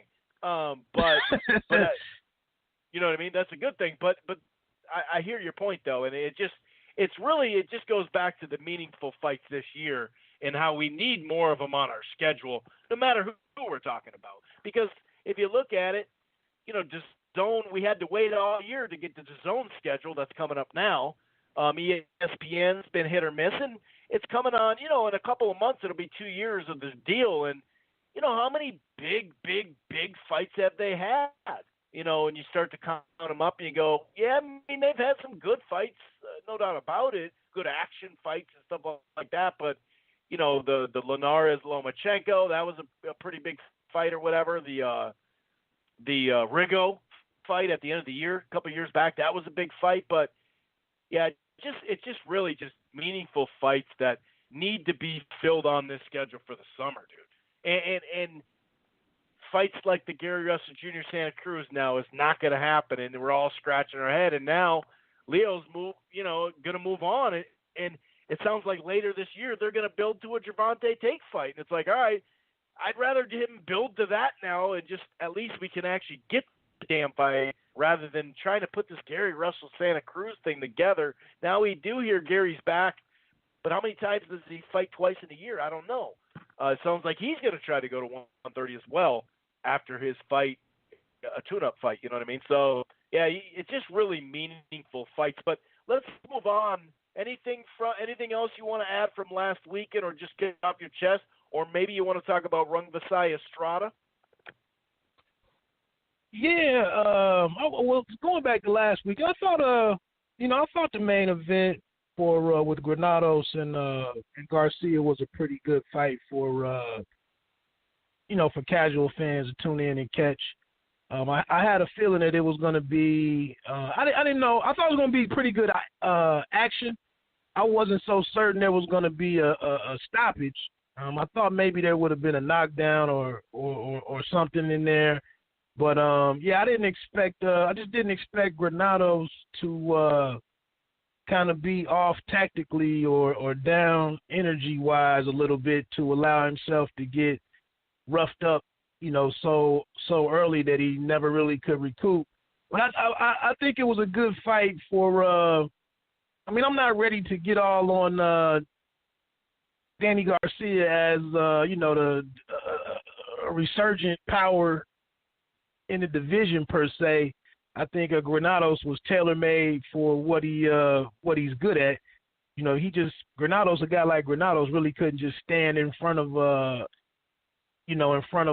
Garcia kind of in the middle of the street per se, and just get ran over like that. But I thought, I think some of the people that are catching this action on the weekends or, on Fox, is good for them to see big punches, to see a guy get hurt, knocked down, and all that stuff. I think, it's good for that group or that audience to see that versus, things constantly going to, 10-round decision, 12-round decision. And then we got to, then we're risking, I go to work and I hear some of the guys who tune in to some of the ESPN stuff or the Fox stuff, and they clearly thought guy, X won the fight, but then, the decision goes the other way. And, me and you and some of the other callers, that call in regularly, they might understand why the other guy really won the fight. So I thought it was good to see a decisive win. But again, I don't know if that – don't get me wrong. I thought Garcia looked pretty sharp. Timing was good and everything. And like I said, it was just good to see a guy get knocked down a couple of times, one shot, knockdowns and whatnot. So I thought that was good for, random fans that might just fall through. But moving to this week, man, and getting on to the zone and Estrada and Rungvasai, man. I don't remember what I scored that one really, but I want to say that I had Estrada pulling out the win. I understood, that it was close, but I'm just saying this is going to be a really entertaining fight. It's great that there was no, it wasn't a dragged out process for us to get it. Nobody's complaining about money and A side, B side, and all of the other stuff. It's just two guys that are going to go in here. It's going to be a physical fight. It could be a knockdown, involved, maybe 2. But in my opinion, man, Estrada is one of my favorite fighters to watch. I really enjoy that guy's. I enjoy his heart, his will, his skill is pretty good. I'm not so sold on Rungvasai per se. I was making some jokes a couple of weeks ago that we concentrate so much on the top 3 to 5 pound for pound guys, and then I think Clarissa Shields tweeted out last week like, who the hell is number 8? She didn't even know who Rungvasai was, and it's just like sometimes I look at him on that list and I'm like, yeah, I know you 2-0, I think, against a former number 1 pound for pound guy in Chocolatito, but doesn't he have like 3 losses maybe in a draw or something, or 2 losses in a draw? Yeah, he does. He lost to Quadros too, I think. So, just for a guy not to have that pristine record, but he's in the top 10 and nobody says anything, is just kind of funny to me. Yeah, I had that fight damn near a draw the first time around. I'm really looking forward to the rematch, that's for sure.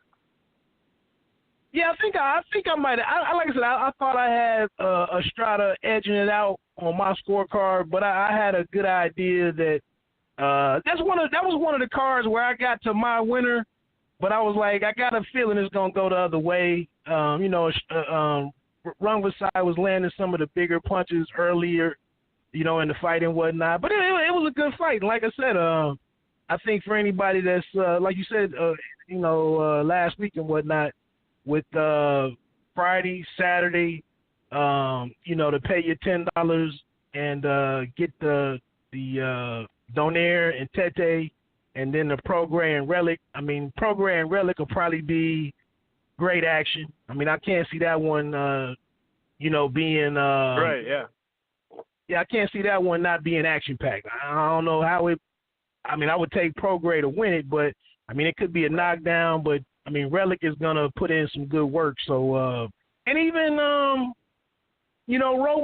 Danny Roman is a pretty entertaining, pretty slick guy. And has a chance to get a knockout or so against the Dahini guy, who's kind of a gritty guy. Making the most of running into a little bit of fortune in the ring himself. So it's just a phenomenal weekend, man. Obviously, with Easter Jr. and Bartholomew and on the PBC side, I don't know where I am with that one. Obviously, I'm in Ohio, so I'm rooting for Easter Jr. to get back on track. But that's a pretty 50-50 fight, in my opinion. I mean, Bartholomew's had his problems. We've only seen, Easter Jr. be kind of pretty much, taken apart by Garcia. But other than that, he's been pretty solid. So that's going to be a good action fight. So, it's just a phenomenal weekend, and shouldn't be much for people to complain about come Monday morning. And yeah, I agree. And then one interesting, one of the undercard fights to keep an eye on is, with the Anthony Sims Jr. on that undercard out in Los Angeles, which I believe he's based out on the West Coast somewhere, but I think this will be his 3rd fight at 168, and it's just, it'll be interesting to see if he can work himself in the picture coming down from light heavyweight. Like, is he going to be a guy that positions himself in the mix as a big threat in that division?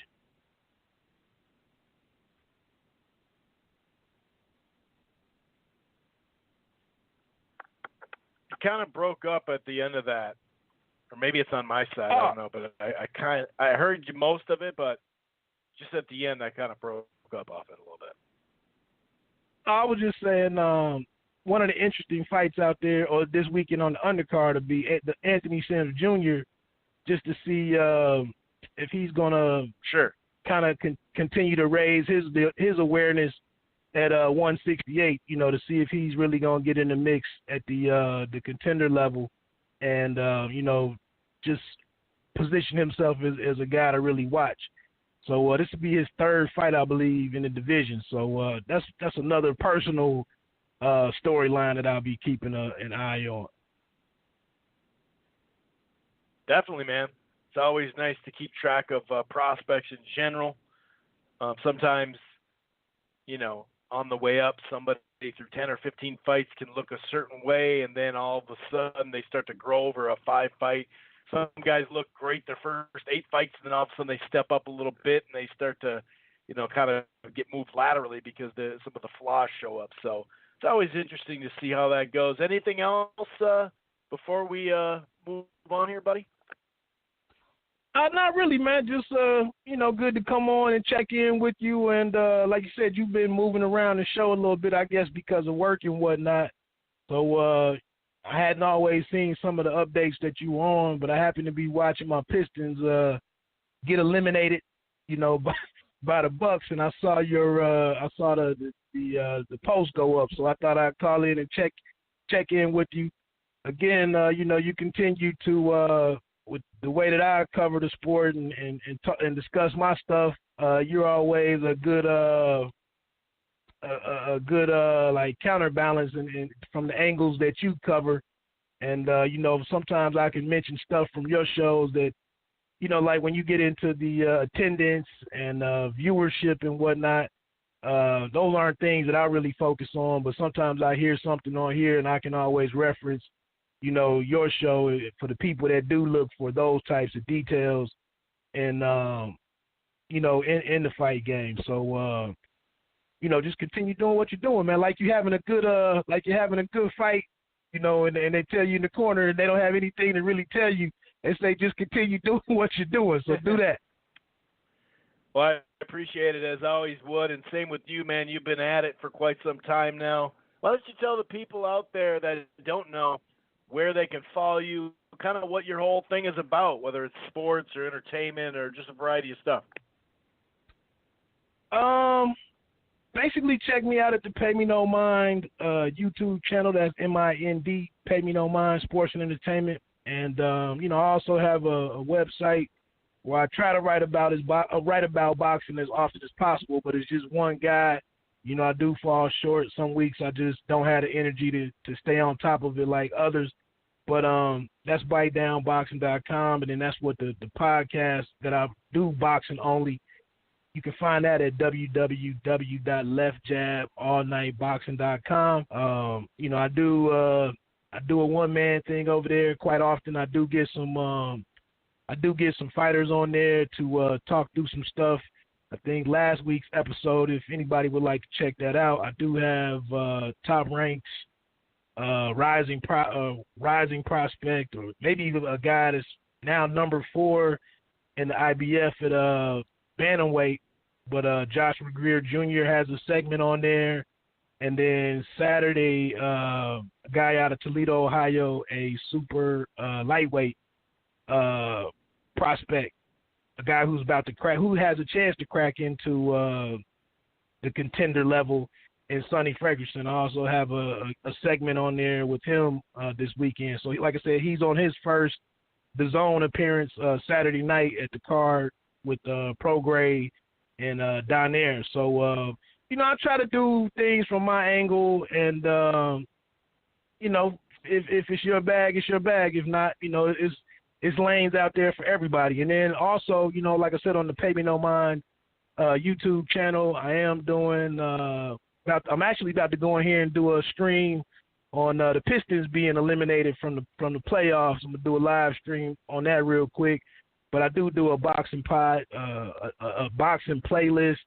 Just doing, instant reactions to different fights, instant reactions to some, big headlines and everything. And just trying to, like I said, you helped me fill in some stuff. You've made some comments and pointed out some areas. I prefer to really just talk about signed fights and, breaking down fights afterwards, and then every once, and doing prediction pieces. But, almost like NBA, where free agency is kind of more popular than the schedule sometimes in the games. Stuff, yeah. Yeah. The outfits the players come to the game in sometimes outshine what the hell the game was. Exactly. So I have started to get over and cover more of the day-to-day stuff, but I do try to cover from a more objective point of view. And like I said, I talk about I got a couple of videos out there now talking about last week's the UK prospects and Josh Kelly and who else was on there? That Cordina kid and the David Allen. So, it's not a lot of guys that cover some of those guys. So I dig in as much as I can. And, any support would be appreciated, from anybody that's listening.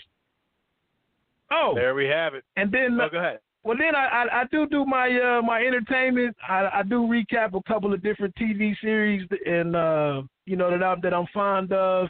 You might check in with me and find something over there that I'm talking about. A show that you really can't talk with any of your circle about, but maybe I'm talking about it. There you have it. Thanks, Wood, for calling in, man. You have yourself a good night. Enjoy the fights this weekend, buddy. Appreciate it. You too, man. Take care. Hey, if they add a good-ass fight to the July 13th FS1 Minneapolis card, I'm just saying that maybe you should think about coming up. I'm just saying. Jamal James is going to be on it. And if they add a really good, like Derevyanchenko, Kulke, or something you could sink your teeth in, I think you should pop up. But that's just me. I'll keep it in mind. All right. Thanks. Yeah, it's July 13th. All right, man. It won't be snowing, so the temperature will be okay. Won't be snowing. All right, man. All right. Take it. All right. You know what? I didn't talk too much about the Garcia. I just realized I got a couple of text messages saying you didn't even cover Garcia Granados. 310, mark your next here. Just going to shoot through some news really quick to get that out of the way. We have 22 minutes of the live stream. 646-381-4990 is the number to call to listen to the show after the live stream ends. Like I said, it's 22 minutes away. 646-381-4990 is the number to call. And I actually gave Granados the first round. I thought he was applying pressure with his jab, kind of moving a little bit, but also jabbing. Garcia had his jab and left hooks going too. But to me, there was a shot landed. I can't remember if it's the first or second round. It may have been that first round that it looked like it almost broke or bothered the nose extremely of Granados. It's like, oh, wait a second. But then it was all Garcia after that. I mean, the left hooks, overhand right, pot shots. He started really terrorizing him. He looked damn good. I will say that. I mean, after 4 rounds, it was 88-30 on the punch stats. I mean, he was destroying him, and we know the left hook's there. When he throws a jab, he has it. He likes to counter, but he was throwing lead right hands and pot shotting too. And I was surprised how sharp he looked. Now, some of that was Granados coming to him too much. I thought Granados would actually box more on the outside like he did in spots against Porter, and especially like he did in spots against Broner. But to me, he was a little too aggressive too early. That's not to say he just came forward and that's it. He landed some shots, but it was a crisp, clean performance by Danny Garcia. I do kind of think he's going to be the odd man out this summer and fall unless he can score that fight with Terrence Crawford, which is really hopefully what happens. They're going to really have to show him the money, though, the way he talks about it. Real quick, before we get to Rungvasai and Estrada and the other stuff on DAZN, World Boxing Super Series, Easter Junior Bartholomew, a couple of news items just to run through real quick. Charlo and Harrison 2 is official for June 23rd. That's a Sunday on Fox, straight up Fox. So that's really cool. I kind of like how they're doing the Sunday. That's kind of nice. And I wonder what they have on Sunday afternoon. That'd be cool if it was like a NASCAR or golf tournament. That would be a nice, even if it didn't lead right into it, just a nice advertising platform throughout the day to talk about the fight coming. But either way, baseball's about a month away from being on regular Fox too, so that'll help. But I'm really looking forward to that fight. A lot of people had a lot to say about how the outcome was that. I thought Charlo won, but it was a competitive fight, and it's a fight that definitely needed to happen. Since we last talked, I should say, Big Baby Miller had last Wednesday had failed a drug test. Then he failed one where he had HGH in the system, and now he's failed 3 drug tests since the last time we spoke. And he finally broke down and told the truth.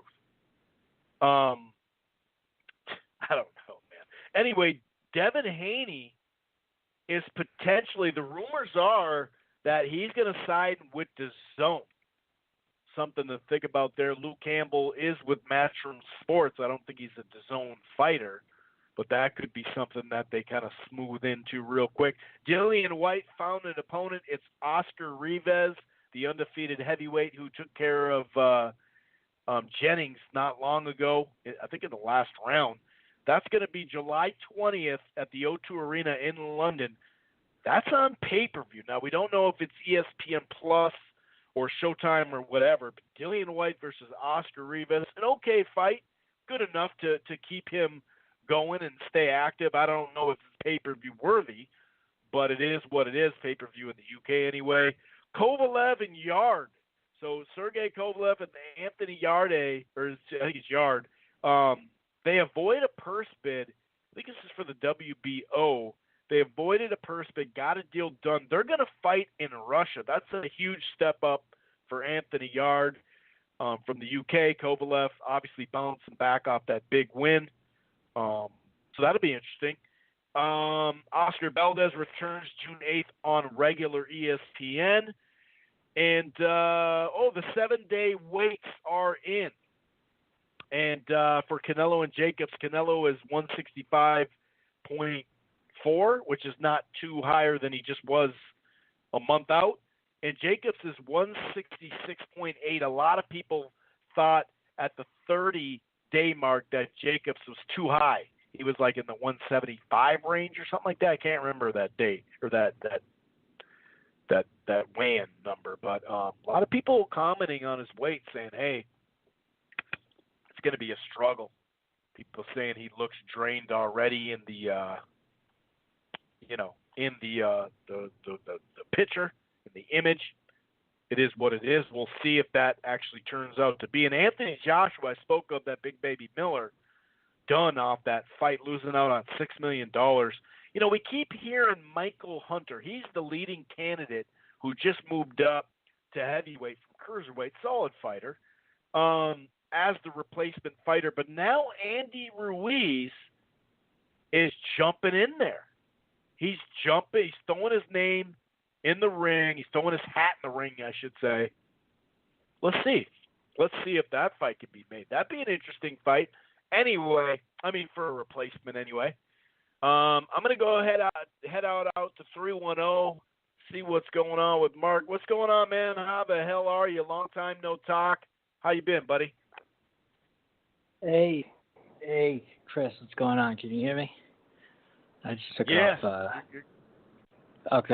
Okay, cool. Yeah, what's up, man? Not a whole lot, man. Just kind of happy the good chunk of this last 3-4 weeks is over. We haven't had a great fight or even a very good fight since Lipinets and Peterson. So I'm glad that we're starting to hit a little stretch here. You know what I'm saying? Yeah, I know for sure. It's I had high hopes for this year, and hopefully it picks up. But kind of sucks how we haven't really heard much, or at least I haven't. I don't know. I don't remember you mentioning anything about Showtime's schedule. It's kind of a letdown too.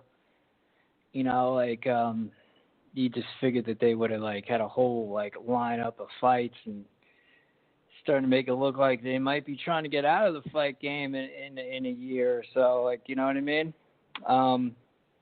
You know, because what's the only fight? The only fight that they have actually scheduled, just the Wilder fight, right? They're just giving all the money to Wilder. They don't have any left. Well, I mean, technically, Easter Junior's fighting this week, and they just had Shields Hammer, but it's nowhere near. And they had Lara Castano, but it's nowhere near the schedule they've had the last 3 years through the first 6 months, no doubt about it. Yeah, it's kind of a letdown, you know, like how Fox is really the only one really running shit right now. But who knows? I mean, it's still really, really early. I think they're probably waiting to see what they're going to do with Thurman and Pacquiao and how they're going to, like, you know, distribute that money. But hopefully, I mean, their budget, though, did you have their budget was supposed to be the same, right? Or no one knows if they had a decrease in budget, or is it the same, or like, what's the deal? Well, the budget's increased, and I think clearly having that Wilder fight, how much they paid for that to be on normal Showtime, clearly they have a budget. Yeah. But I think the difference this year, you kind of got to go back now. It's not as bad as 2015 for Showtime, because that was horrendous, late 2014, 2015, because, you know, NBC, ESPN, Spike, they were getting all the fights.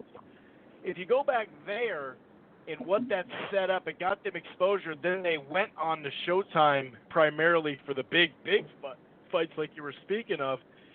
You know, it's a little different setup, because usually it's January to about June or July. Then they fall off until the end of the year and close strong. And a lot of people had complaints, but it was easy to complain minorly, because they'd always kind of, like I said, close strong, and it kind of reminds you, like, oh, yeah, they did have a great year. And everybody, you know, the whole year was good. But the way it's set up, the contract for 3 years is one fight a month on Showtime. So that's 12 PBC events a year. So it is they wanted to have something in August, in September, in October, in November, and spread it out rather than, because if you look at it, the January, February stuff, and even sometime in March and April with basketball taking over, they would get kind of hurt sometimes from those, in a sense. Yeah. That was good for us, but maybe not good for them. So it's a little different the way they got it set up this year. And obviously, the Wilder Fury rematch really screwed them too. They thought that was in the bag, and that kind of took away from a quality fight, you know. Yeah, definitely. You know, I mean, on the news front, though, I mean, it's like there's been like some stuff going on the past couple of weeks. I haven't had a chance to call in and whatnot, you know, the scheduling and whatnot, but this Big Baby situation is pretty entertaining. It's because, you know, I just remember him. He was the one calling Joshua Juicehead and all that stuff, and then, you know, he tested positive. Was. Not even for one substance. I mean, if what they're saying is true, you know, about the 3 different substances, and that GW, what is it, 1516, at SARM, it's, you know, I mean, he's taking a SARM and HGH and EPO. I mean, dude, that's like, you should not be given any other second chance, like another chance after that, dude. I mean, that's going pretty fucking far. I mean, that's to get caught with all those. This is pretty serious. It's not some bullshit, you know, make weight fucking Billy Joe Saunders fucking ephedrine thing. Like, you know, it's sort of a big deal. You know, this coming from someone who doesn't give a shit about steroids. You know, I mean, I honestly believe they should allow them to take fucking steroids. You know, but. It kind of is what it is. I think that people are making a bigger deal out of it than they should. You know, just because when you look at it, at the end of the day, who the fuck is Big Baby Miller, Jarrell Miller? He's just another D-level heavyweight. There's fucking, with the whole heavyweight division, there's a whole bunch of D-level fighters.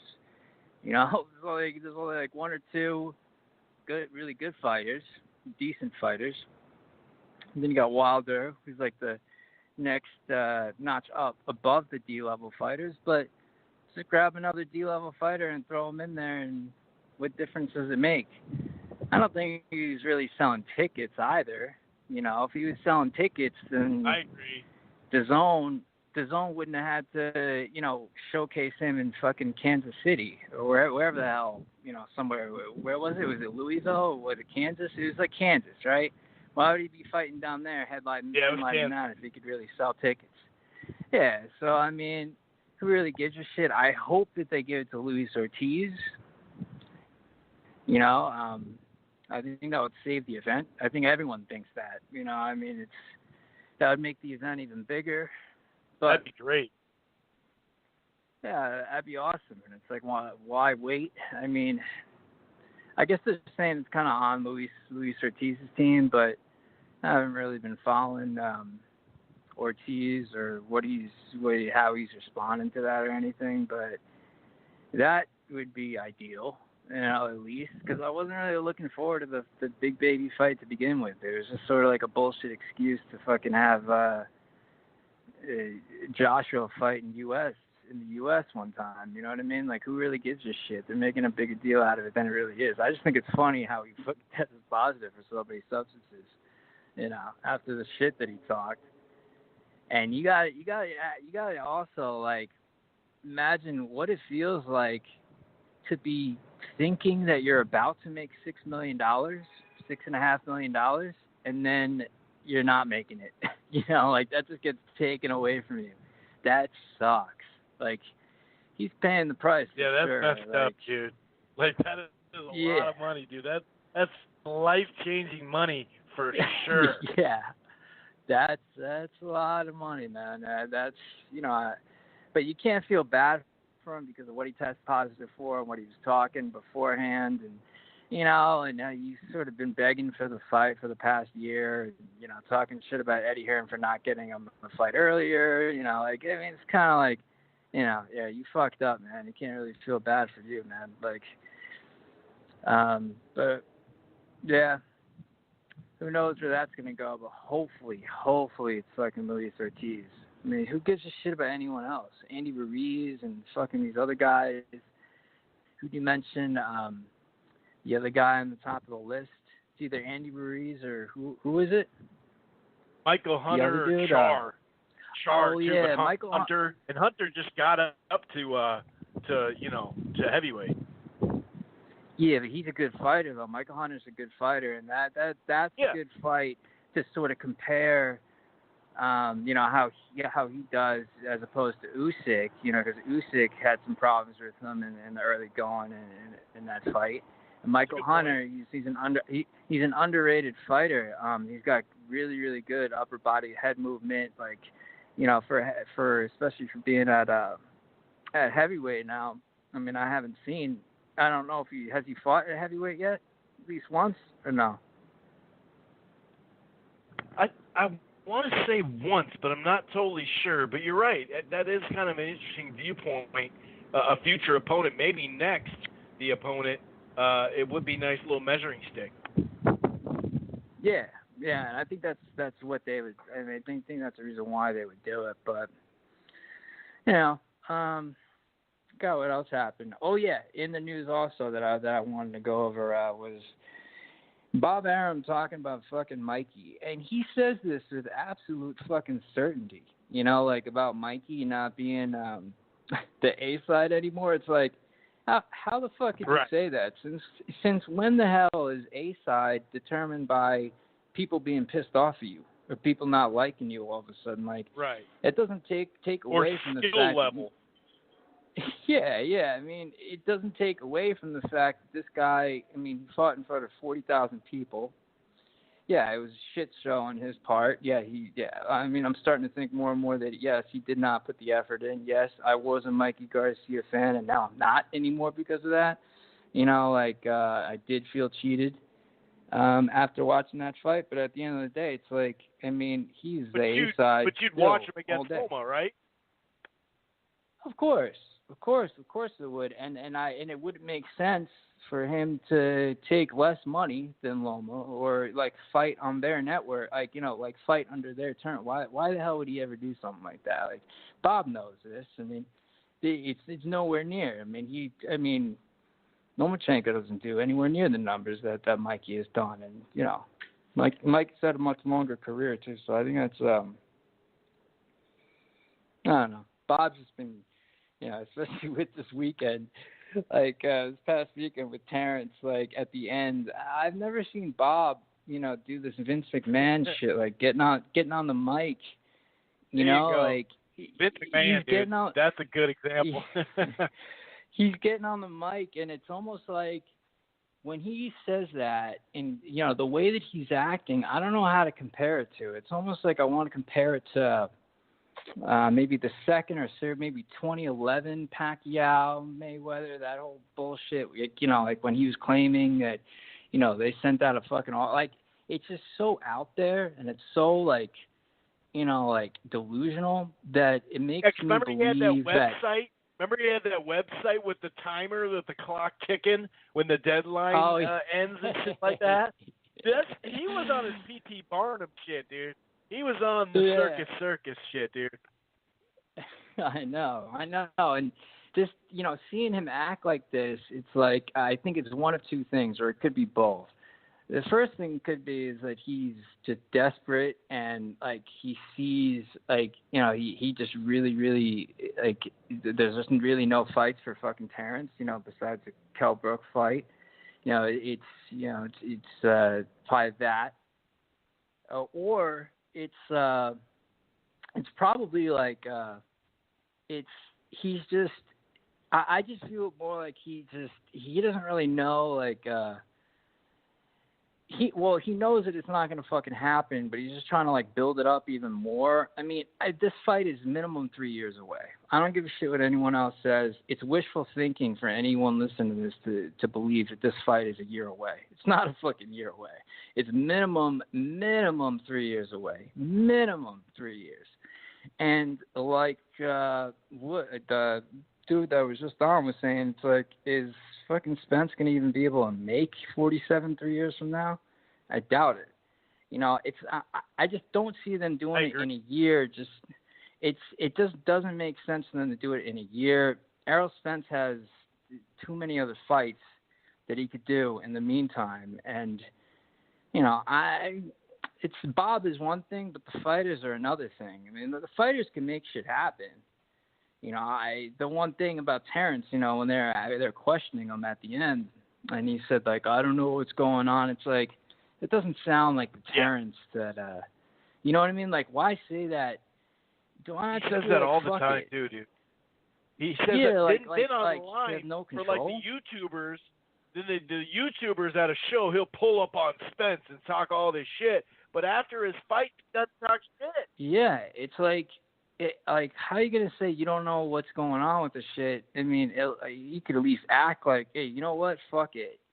Like let's do it. Even if I have to take a little bit less money. I know that no one ever wants to say that, but it's like if you just say, fuck it, I'll take 40% right now if you're willing to fight me. Like, I mean, because what's the difference anyway? I mean, it's like, at least say that you fucking want it on your end, especially if you know that the chances of it happening are like so small. Like, you can at least try to contribute to the build-up. That kind of sucks, and it's uncharacteristic of Terrence to, be talking like that. Especially after a fight, I was just kind of like, huh, like, come on, man, at least push for it a little bit more. Like, but yeah, that fight's not gonna fucking happen. His opinion. He voiced his opinion, not to interrupt you, but he voiced his opinion for a different fight instead of Louis Collazo, and him doing that got him Khan. I mean, they went out and paid $5 million to Khan, so, I really hope that they're looking to make a huge offer to Danny Garcia, too, because you go to New York City again with Danny, that's a big-ass fight, and that's the type of fight he needs while this Spence fight is building. Yeah, and it's kind of unbelievable how they would give Amir Khan that much fucking money, and it's got to piss you off a little bit. I know it did for me when I heard Teddy Atlas say that's how much fucking money he got, because it's like, dude, you got to start, I mean, especially the fact that he fucking quit. I saw the title of this podcast. You named it, Did Amir Khan Quit? Come on. We all know he fucking quit. I mean, he was getting he's getting dominated. It wasn't even like, it was worse than Kell Brook quitting against fucking Spence. A lot worse. You know, because why don't we have X-rays right now? Why don't we have X-rays right now on his leg, in his groin area? Because if he couldn't continue, then that means there's some interior damage, right? There's something in there we can't see. Exactly, and at least, and it's like, why didn't you wait the 5 minutes? If it was really that bad, why didn't you wait the 5 minutes to say, you know what, I still can't, I'm sorry, I can't, like, at least this fucking guy quit 30 seconds in, like 30 seconds a minute in, and it just so happened to be after he was getting fucking, like, thoroughly dominated, I'm talking, like, it was a master class performance by Terrence. He switched it up. I mean, the first round he was having great success, orthodox, hitting him with the fucking straight right hand. Then just for fun, almost, like, I remember watching, I was like, holy shit! Like, he switched over to southpaw, and this is before he said this, like in the post fight press conference. I was like, dude, he's playing around with him. I was like, he's playing around with him right now because he didn't even have to fucking switch. He's having fucking success the other way. He switches, and then, you know, then he starts touching with the right hook, and, you know, I mean, it was just, every single round he did something different, almost like to show off to the crowd, to show off to Amir Khan, to show everyone, like, hey, he's not gonna win any fucking early rounds. I'm gonna beat him the whole fucking time. Like, he was specifically, like, you know, just showing off in front of everybody. That's the reason why Amir Khan quit. The reason why I thought about that is because you pay this fucking guy $5 million. You gotta, I mean, they gotta start implementing some rules. Like, dude, what about when the fucking guy does this and quits? You know, in a pay-per-view fight. You know, like, a guy just, I mean, you do have an obligation to fucking, like, fight. That's what you're there to do, and you just fucking like, up and you know quit how like you that. get sick from work. If you get sick from work nowadays, you have to get, like, a doctor's note to get, like, if you miss work because you're literally too sick to come in, you need a doctor's note now to bring it in and say, hey, I went to the doctor. Yeah. This is what's up. It's similar, that type of idea. Yeah, exactly. Like, I mean, you don't just throw a guy like cash, like, either way. Like, doesn't matter what the fuck, like, he does. I mean, I get the whole, like, you know, like, the whole reason why they don't pay more money, you know, for a guy who wins as opposed to losing. I get that whole part, but you're at least obligated to fuck. You can't just fucking quit. You can't just be like, dude, I just fuck it. He hit me low, but, you know, 6 rounds are getting fucking dominated and fuck. I mean, what the fuck? Deduct 25% from his purse. Like, the fuck? How the fuck does he deserve $5 million, but they only offered Danny Garcia fucking $3 million? And imagine the hit that Top Rank just took this past weekend on that. I mean, like, there's no fucking way they made money on this fight this past weekend. There's no fucking way if they paid him $5 million. Well, would they pay fucking Terrence $500,000? $5.5. I mean, they probably paid him $5.5. Yeah. See, it's like, how the hell are they going to clear more than $10 million? I just don't see it happening. It's just, I don't know, man. Like, what the fuck? I mean, there's no way that did over 300,000 pay-per-view buys. I mean, I would be shocked. And if it did, it's just why would you want 300,000 people to see that? That would just piss 300,000 people off, you know? I know it pissed me off. I was like, dude, are you kidding me? Like, wow, man. Like, oh, yeah, when you pay, people get mad. We were just talking about Mikey Garcia. People get mad. At least he stayed around for the beating. You know, Khan was like, I'm good. Thanks. Yeah. See you guys later. Hey, I'll fight Kell now. I'm alive for Kell. What about Kell Brook? That may be Crawford's next fight, Kell Brook. Good fight. It's actually something I was really, really happy, you know, seeing interviews of him. When he mentioned, you know, it was a shock to me. He was like, no, yeah, I'd want to fight Crawford. After that, I was like, oh, shit. Like, that's fucking awesome. Again, you know, the whole measuring sticks thing, to see how he does, you know, against, I think Crawford would stop him. But it would just, you know, just to compare him, you know, and Spence even more, that's going to build up the fight even more.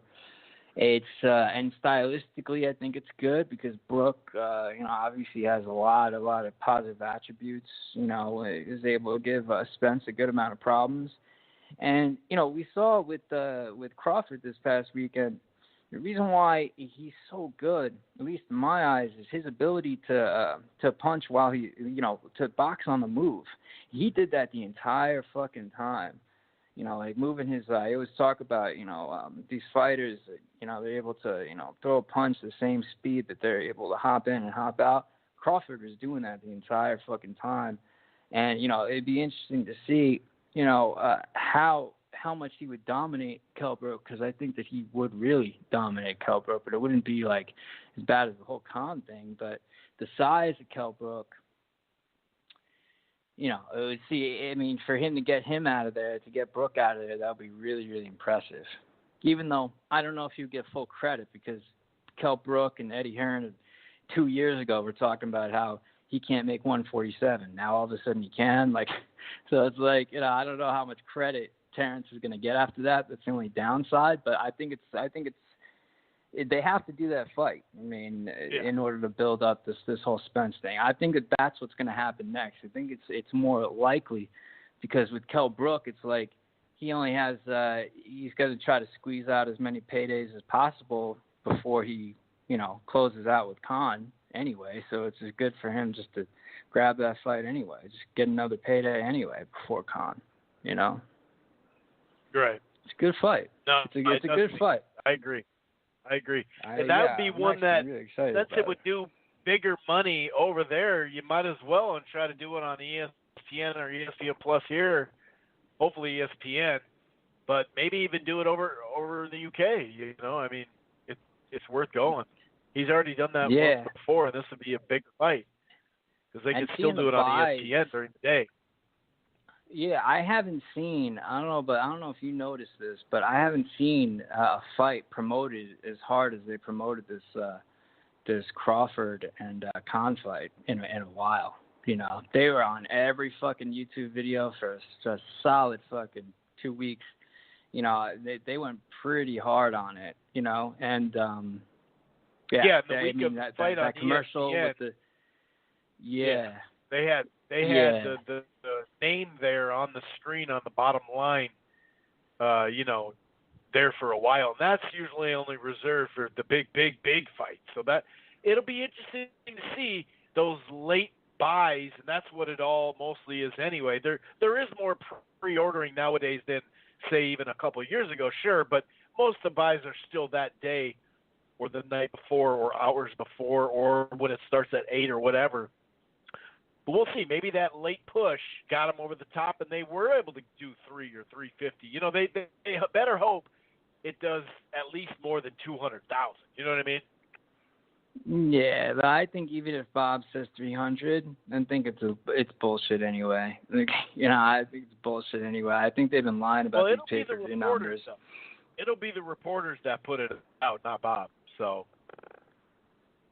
Yeah, but whoever says it to them, you know what I mean, or whoever, because I find it a little strange. I think Coppinger sounds like he was telling his numbers have been right, and he works for Fox.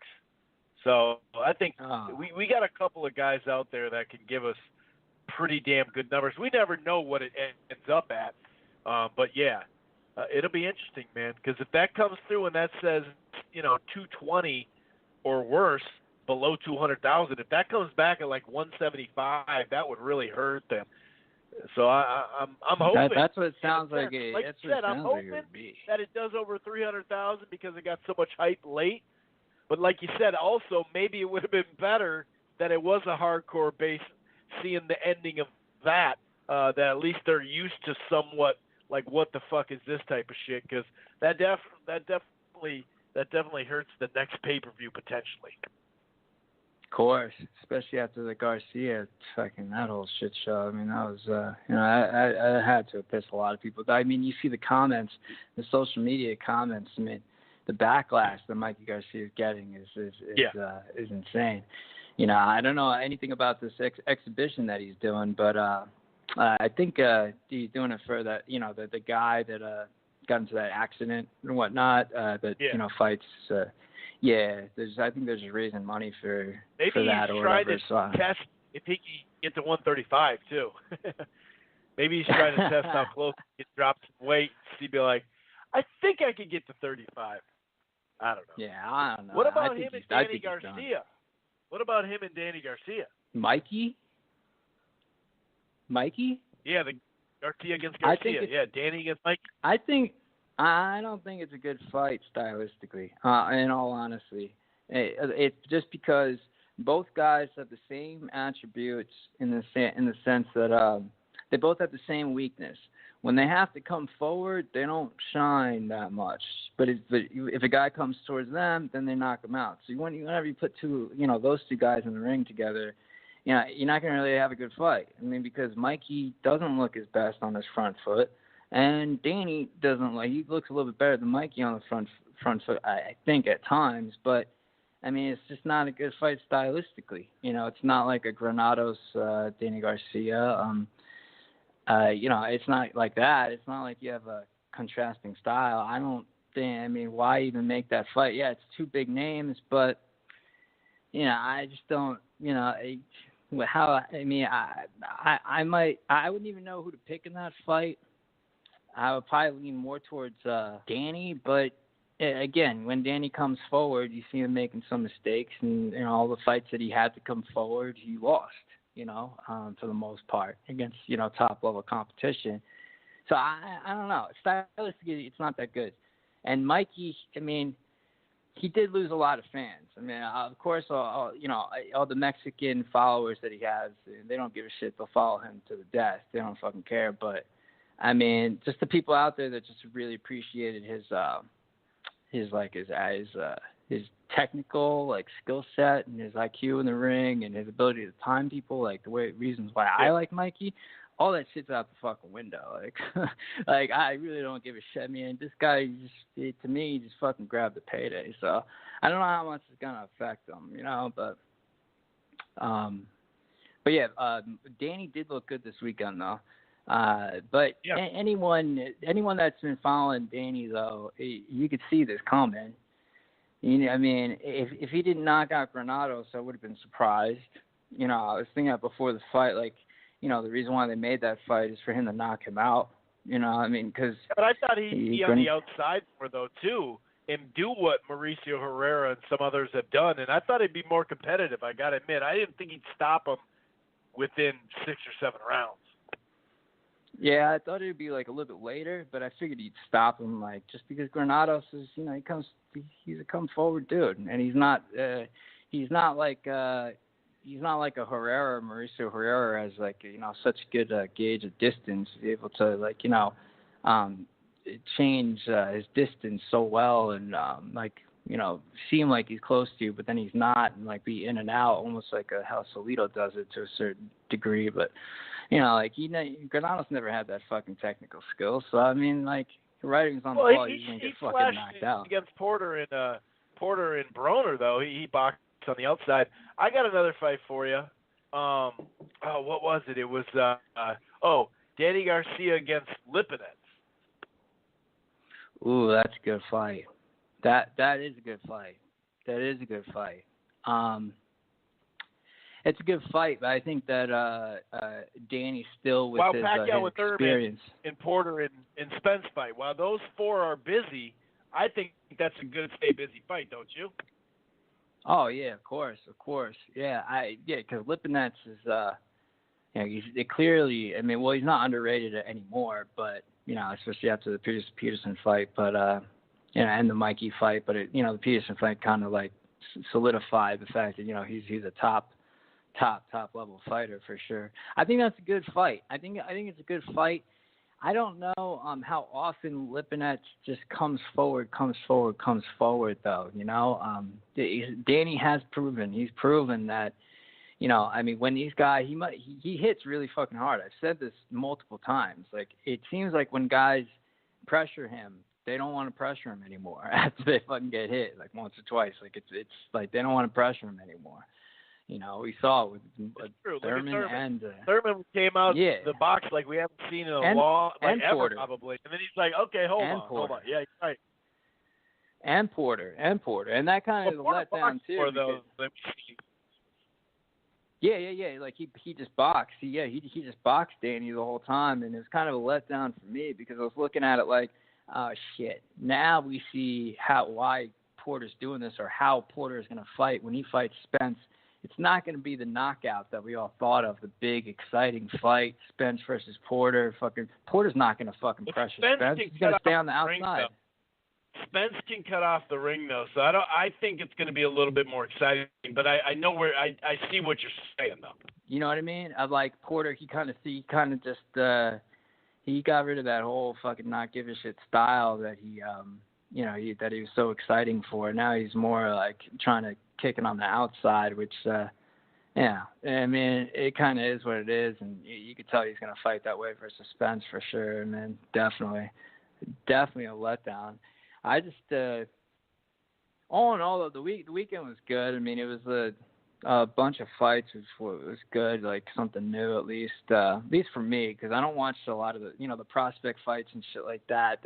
I'll listen to the show and try to, that's how I'll keep up to date with the prospects and shit like that, through news and stuff like that, your show, but. Yeah, I just don't like watching the prospects. It fucks up your picks, man. You know what I mean? It's not good, I don't like to watch a fighter 10 or 12 or 15 fights and have to see every round. Because it does mess up your picks. Because you see something, you're like, damn, can't believe he knocked that guy out. Or something that really stands out, and then it doesn't turn out to be that profound of a thing once he's, a contender or whatever. Yeah, you're right. It does mess up your picks. It really does. It does. It really does. What about Rungvasai and Estrada? Part two. I'm like, how I am about that weight division. It's kind of like whatever. I'm looking forward more towards the Relic and Regis Prograis fight. When at first glance, when you first look at it, Prograis, he's a fucking plus 400 and he's a minus 625 rather, and Relic is a plus 400. When I first saw that, I was like, dude, this looks like it's crazy mispriced. You know what I mean? Like, how the hell is he that like a 4-1 fucking underdog? Or actually, I don't know how that would work, a 6-1 or 4-1, but I don't know. Yeah, you're right. But when you do look at it, it's like, I don't know. I mean, Relic, he doesn't. A lot of people, because when you look at that Velasco fight, everyone talks shit about fucking Regis Prograis about. Terrence was, all these fighters, Robert Garcia, everyone was saying that he looked like shit in that fight. He really didn't look that bad. He really didn't. He knocked the dude out in the 8th round. That's the fight that everyone was fucking talking shit about Regis about, right? He didn't look as bad as people. I mean, he got hit a few times, but he did get the fucking guy out of there. The guy was the Argentinian fighter. You know which fight I'm talking about, right? It was on ESPN. Yeah. It was like he looked better than people are giving him credit for. And when you look at that fight, you could see that Regis, he is a good fighter. He's a good fighter, and.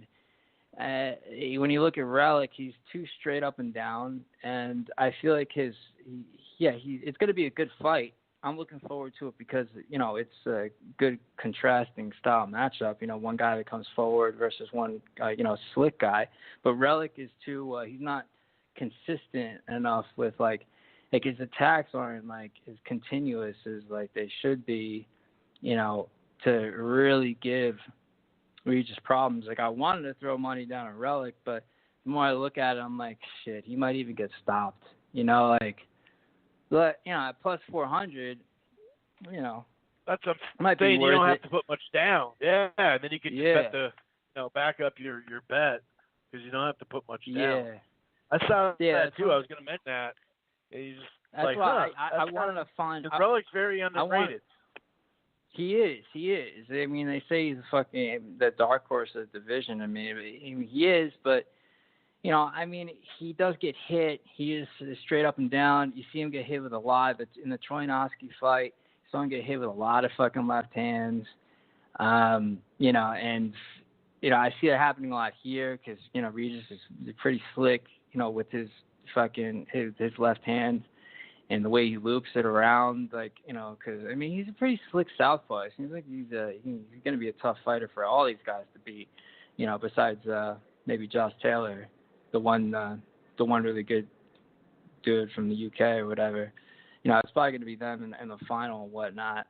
But I think, I'm trying to find a site that's going to let me throw down on Relic for plus 400, then back it up with Progress by knockout, because I think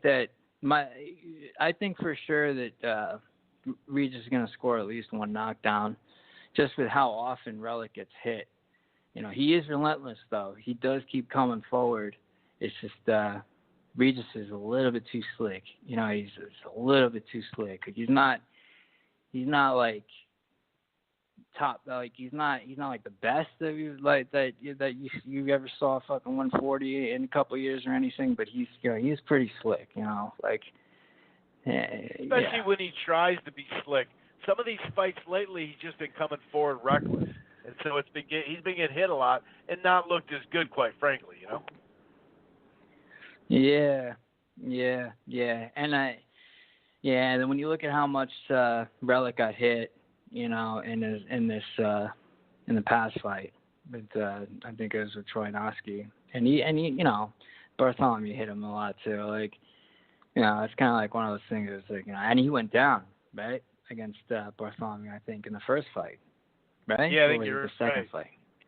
Yeah, he went down. You're right. I don't know if it was from a left hand or I don't know. That's the reason why I'm saying that. Yeah, he probably is gonna go down, and if I could find a site to fucking back it up with Regis by knockout, that's what I'm gonna do. But that's a fight I'm looking forward to, man. The Rungvasai shit. It's I'm not even gonna sit here and bullshit. It's a good fight. I'm not even gonna sit here and bullshit. Like, it's just not a division that I'm like really down with. When you look at two guys that are so small that you feel like you can kick their asses, it's not really. As long as you don't do that in a bar setting, you're fine though. In a bar setting, it sucks. But it's just like wrestlers, you know. Sometimes one of my friends was about to get in a fight with this wrestler. I'm like, dude, just don't do it. Just don't do it, dude. Trust me. Just don't. And the next thing you know, it was real peaceful. He just, you know, threw him on the ground, had him in a headlock, was like, "Are you good, dude?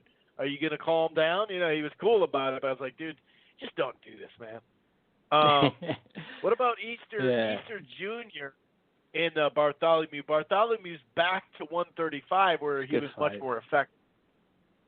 Yeah, it's a good fight. Well, it's a good be fight. Awkward stylistic. For the fighters, yeah, stylistically it's a little weird, you know, because, you know, but both guys are real lanky. They're both over 6 foot, right? Or just about 6 foot. Both have really, really long reaches. I mean, if I was to choose, I mean, obviously we gotta go with. Well, you know, they both have looked like shit in a couple fights. You know, like I really thought very, very highly of Bartholomew until the Relics fight. I really did. He gets hit with like a whole lot of shit. And the same thing. I guess you know you gotta favor Robert Easter because he hasn't looked as bad that many fights. He's only had one bad fight besides the Garcia fight, which, you know, doesn't really count. You know, is the Fortuna fight. So I guess, you know, when you look at it like that, it's kind of like, yeah, you got to choose him probably by 7-5, 8-4 type thing. But I wouldn't be surprised if it was controversial type thing at the end, or you know, if people are asking Easter for a rematch. Jr., man, it's evenly matched. Junior's had a good run of opponents, dude. He doesn't fight too many pushovers, man. Yeah, and he showed how smart he is too. I think he has a little bit more ring IQ than Bartholomew too. She proved that in the Garcia fight. You know, he proved that, the way that he was fighting in the Fortuna fight was just, he did that by choice. You know what I mean? He just wanted to fight. Right. You know what I mean? So it kind of proved that, like, when he stood back and tried to control Garcia with his jab, it kind of proved that he's he's not just some whatever fighter. He's a good fighter. So, you got to favor him, but that's not by knockout or anything. That's the dilemma, though. When you want to entertain more, you end up fucking up your shit. Just like Charlo chasing Harrison. It's like Charlo's not great going forward. We saw that a couple years ago against Jackson when he said he was going to knock the guy out and he had to knock out to win. Some dudes just switch it up and they're not good, at the style, but they're doing it for the fans. Or they're doing it reverse, like you said with Porter now, where he's like, okay, they didn't like how they liked that I was in action-packed fights, but people always hate it. A lot of people, I did personally, but the general public hates the way he fights because he mucks up fights. I personally like a variety of fights, so I liked his style, and he was just so assertive and aggressive. I wish he would mix it up with the jab even more and kind of blend at times what he did with Danny Garcia, where he's coming forward. Because I think at some point he's going to have to get close to Spence too, though.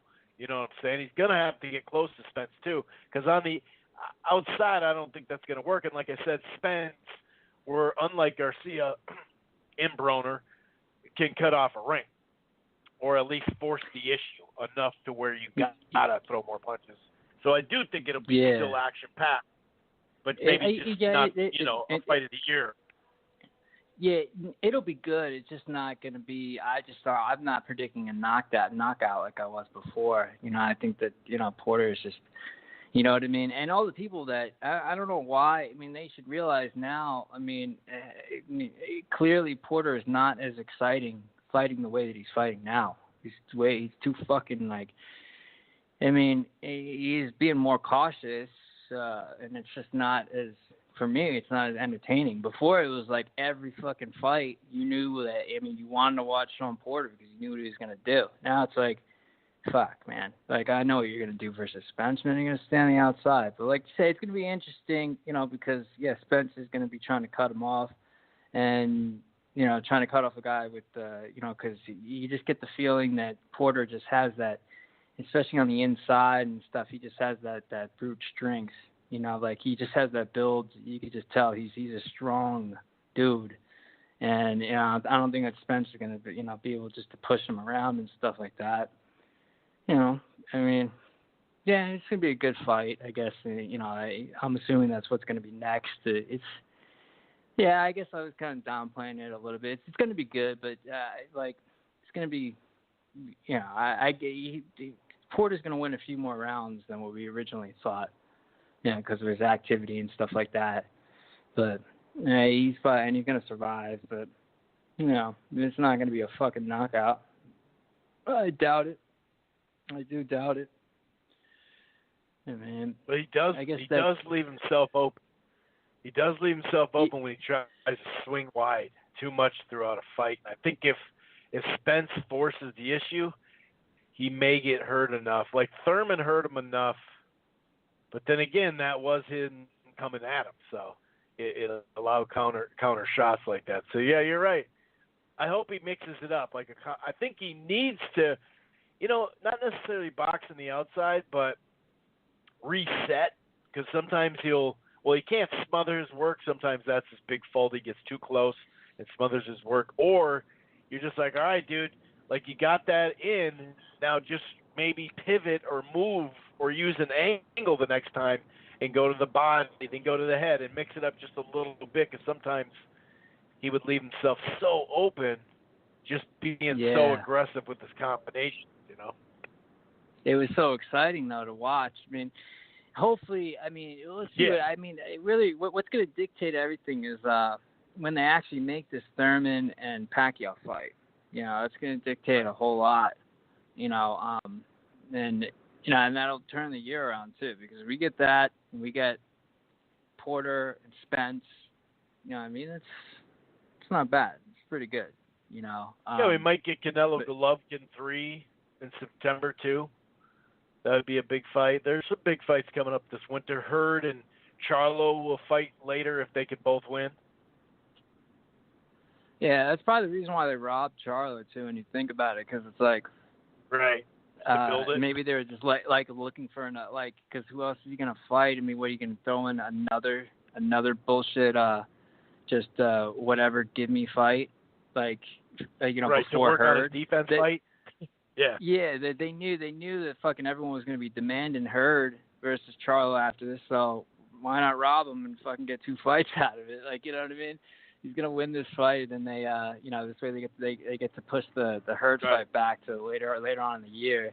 It's that would be dope if we get those fights, especially the Herd and Charlo they're both on fight. Fox hyping that. That's a great way to build a fight. Both of them have on Fox back-to-back, cards, or not back-to-back cards, but one in May, one in June. That's pretty dope. Yeah, I mean, the other Charlo, is there any news on who he's gonna fight next? I mean, yeah, I think I want to say Leo Santa Cruz is gonna fight in Houston with him on the card. He's gonna fight the guy that Golovkin was gonna fight before he turned around and announced this guy. No, he wasn't gonna fight him. He wasn't gonna fight him. He was going to fight the guy who won the Contender Series reboot, who just got a couple of wins, just a total stay busy fight. And that's who he's fighting. So it's kind of like a no hope. I just wish he would have rematched Korobov then. You know what I mean? They should have just had both throw Derevchenko in there. Korobov That's did get a fight. Yeah, for sure. Korobov did get a good fight against Aleem, this dude who's pretty good. He scored a knockout over, what the hell's his name? He was the Eastern European Russian guy. Kitrov, I think. It was one of the fights of the year. I think it was Kitrov, if I remember correctly. But he's at least PBC gave him a nice. He's like, I think he either is the opener or the co-feature on I believe it's a Fox card or a Showtime card, but they did bring back Korobov. So I don't know. I think Derevchenko, kind of like Andre. Charlo and Andre right now just have no one to fight, and it's like they got to wait for the big fights at middleweight. Yeah, I'm getting tired of Andre though. I really don't like his personality. Like, he's a really, really good fighter, but he's just I don't know. He's just a little annoying in these YouTube videos, and I don't know if anyone notices it out there. But a friend of mine, she's she saw me watching that video of Andrade, and he's talking. She was like, "Why is he wearing makeup?" I was like, "He's wearing makeup, right?" I fucking knew. She was like, "Yeah, he's wearing fucking eyeliner." I was like, I fucking knew it. Every time he's always wearing makeup. What the hell is with him with the makeup and and he's just kind of I guess he's trying to be real like flamboyant and whatnot, but it's kind of annoying to an extent. I mean, I do feel for him for because he's kind of like the last dude on the list because he's in the zone and whatnot. But it kind of is what it is, and the zone is fucking the game up. I'm still paying. I've been paying for the zone the whole time, but I haven't really been like and we're finally paying attention too much to the fights. But finally going to get 1999. How much dude, crap? I mean, they're crazy for doing that. Who doubles? So you're gonna attract the casual fan next week, right? With all this commercials you're gonna have. Who's gonna say, okay, you can pay $100 up front for the year? Well, casual boxing fans could be like, dude, I'm not trying to spend $100. The whole point of this zone was supposed to be cheaper. Now it's not a free month. There's not even a 7-day free trial right now, like there was about a month ago. How do you double your away prices from that everything? quick, dude? $20 it's not a month, a good that's look. 15 more than ESPN Plus, dude. 15 more. I know, and it's one of those things where $9.99 is that perfect price point where, like, even when you're not getting the fights, you're not really giving a shit that you forgot to cancel for the past 4, 5, 6 months. You can't really be that pissed off at yourself or the app itself. It's like it was only $10 a month, whatever. So I got jerked out of $50 or whatever. But it was 6 months or whatever. Maybe I saw one fight or two, like whatever. Like that's what $9.99 brings you. Fucking $19.99. it doesn't matter. Like even me, like I will cancel the shit. I will cancel the fuck. I mean, like I'm talking from a regular person's perspective. Like for me, because I'm so into the sport, I'm gonna pay the $100 for the full year up front, obviously.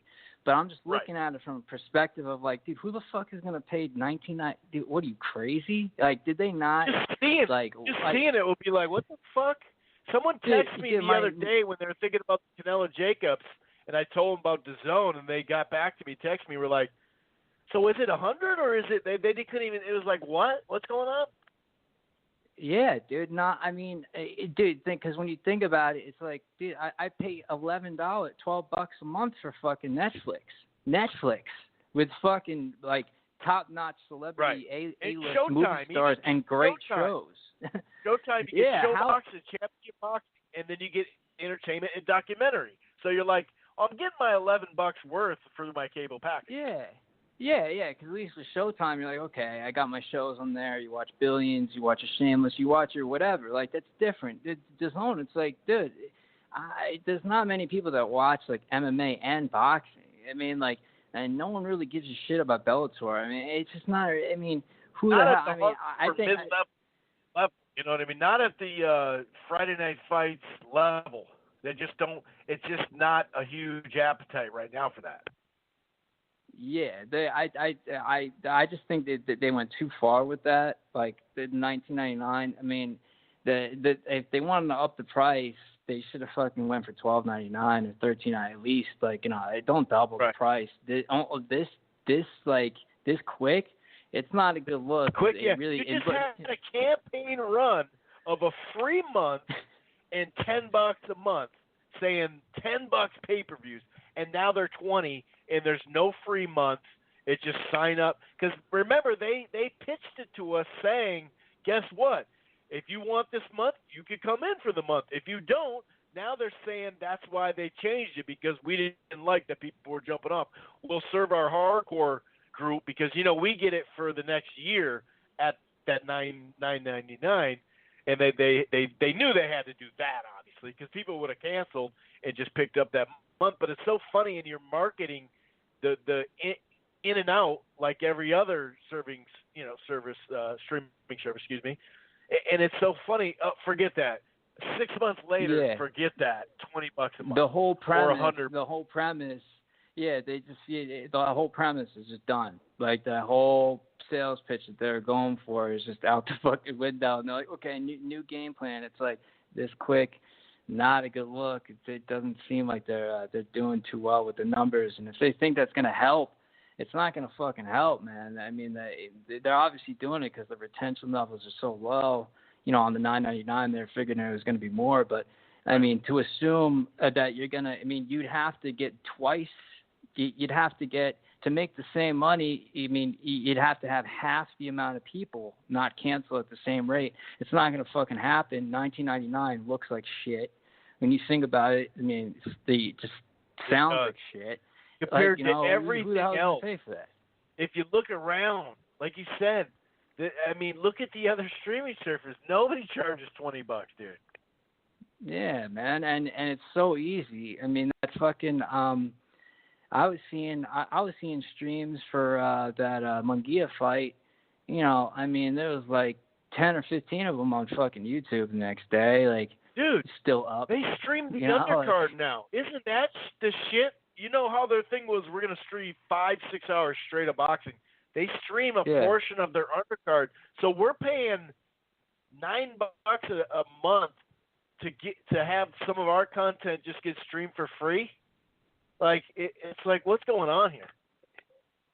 Yeah, man. It's just, I maybe this was the plan from the start. Like, oh yeah, we can push it as $9.99, and then once we have people on, they're not going to leave, and we can just up the price after that. Right. I don't know, man.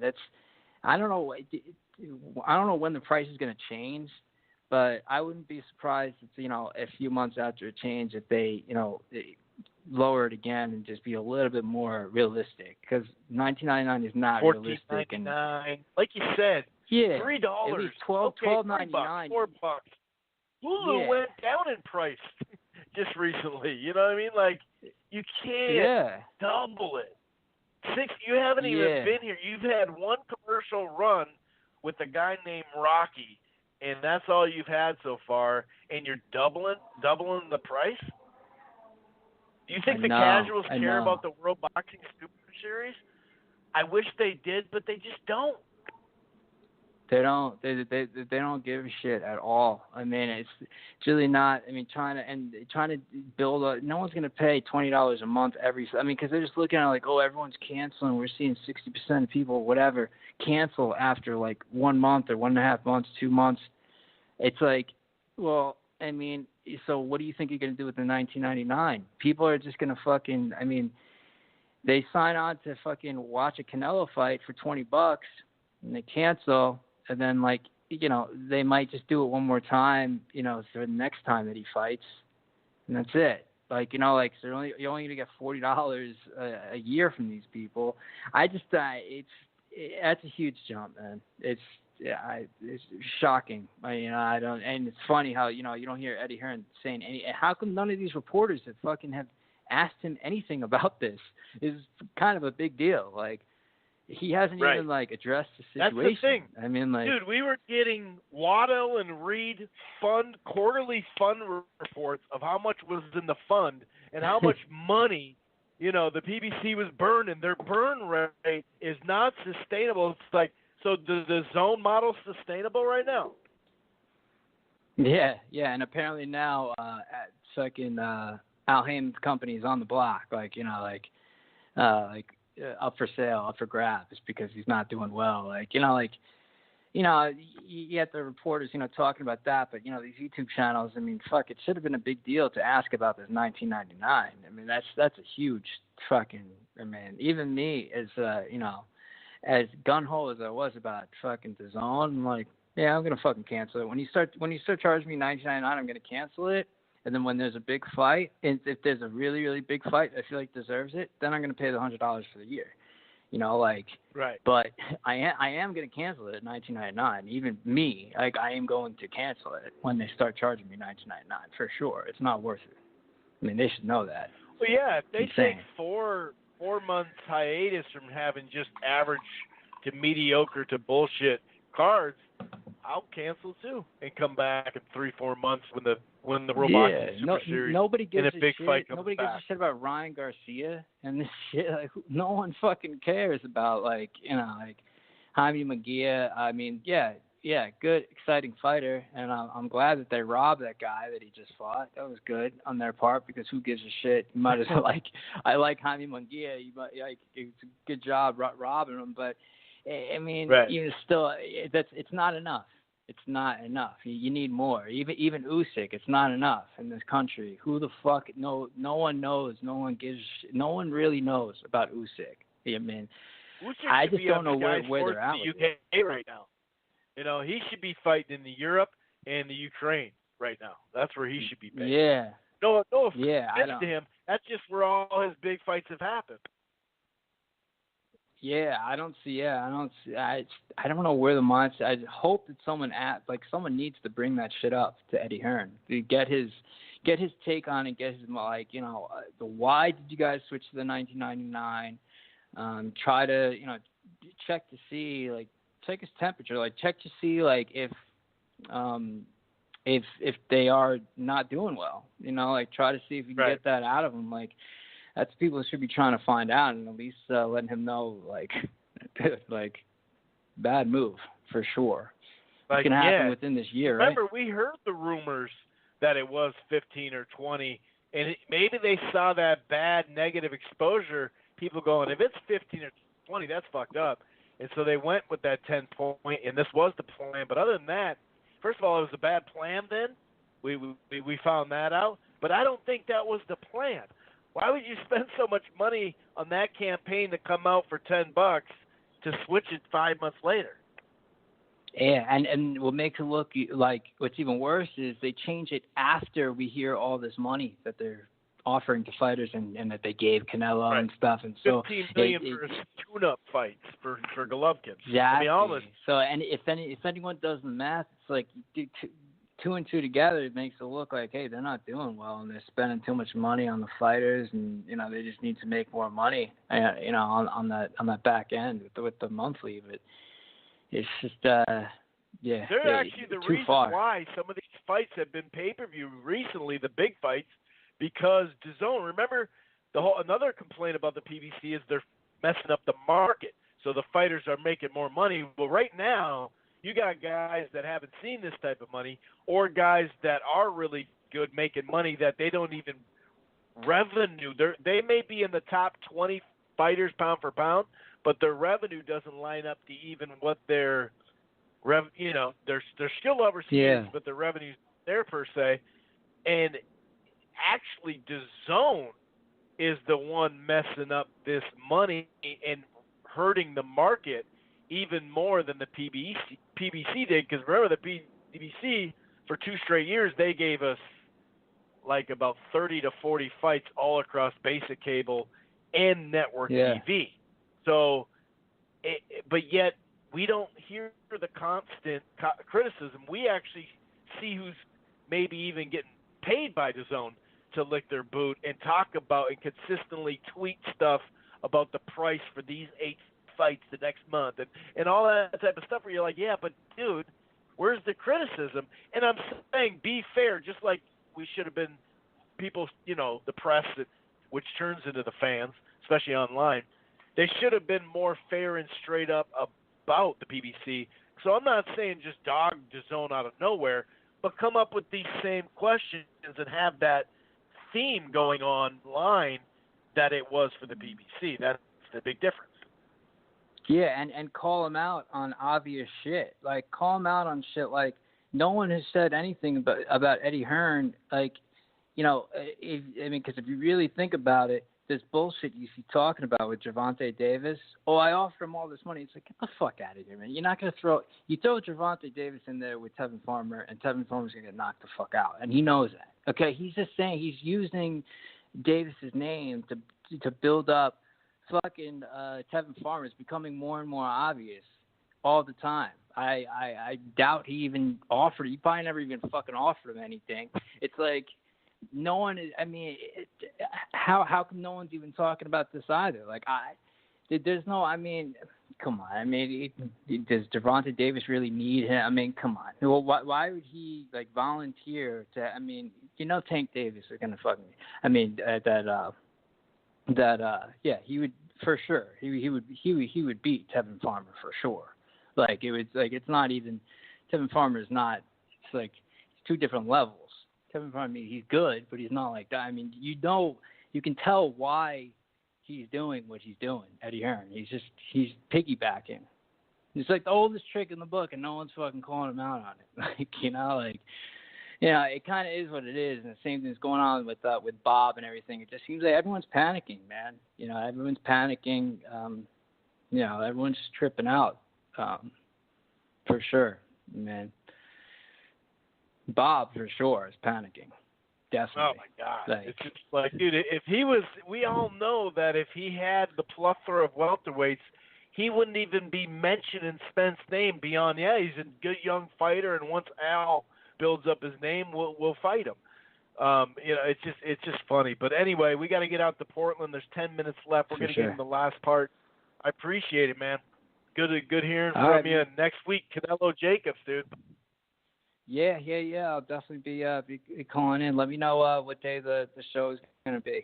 Beforehand. This way I'll for sure I'll call in next week because I got a good prediction on that. All right, man. All right, man. Peace. Enjoy the fights this weekend. So I do actually think, I don't know, maybe they'll go trilogy and Estrada. Estrada really has to win about 8 to 9 clear rounds because the stay busy, come forward guy in Rungvasai, Rungvasai, who won the first fight, I had it really close. I could see Rungvasai winning or having it a draw. I thought Rungvasai was just, I think there was a 117-111 card, so that even makes – and Rungvasai, I believe, is the one signed to DAZN. I don't know. I don't remember if Estrada signed to DAZN.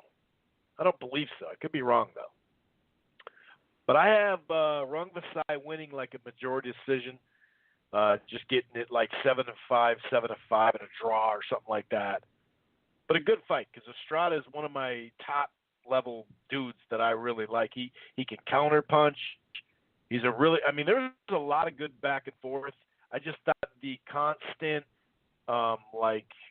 there's great action in the fight, but just the constant, smart, calculated pressure.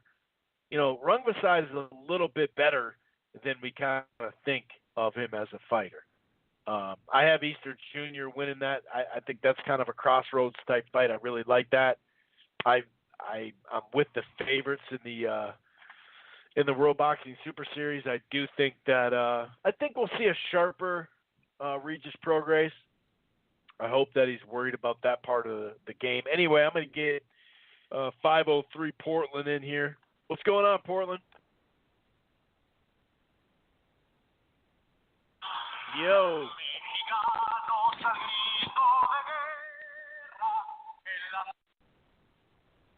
Yo, what up, Chris? How you doing, brother? Yo, I'm doing great, man. I'm not gonna lie, brother. Good, brother. Good. I'm doing good. You know what I mean? Over here in Oregon, you know, rainy as hell today, but it's all good. Hope you're doing good, Chris. But let's talk about it, Chris. You know what I mean? I already want to get into it, but man, I'm sad, bro. I'm really sad for Granados, man, because that dude, in all honesty, dude, that was a fucking ass whooping. I mean, from like you said earlier, you could possibly give Granados a first round, right? He did okay, but then once that second round came in, he got those two knockdowns, man. We're fucking Jesus. Were we worried, man? Fuck, man. They're like, I was worried as hell because, man, I definitely saw, like, in all honesty too, man, Granados, like, just he looked way smaller, like less muscular than Danny Garcia, and just Garcia looked too good, man, and he was on point, man, with all them fucking shots, bro. Too. It was a little too aggressive too early, I thought. Granados. It was kind of like you should probably box a little bit, then get more aggressive. Right. Until he was getting caught with those fucking Trinidad left hooks, man, and you know that's what started it, man. And but man, in all honesty, bro, this is a tough one, bro. I mean, like me, you already know me, man. Like, you know, because I'm always supporting the Mexicans and any Mexican, you know what I mean? Like Estrada this weekend, and but then, bro, that one is hard, bro. I don't know, man.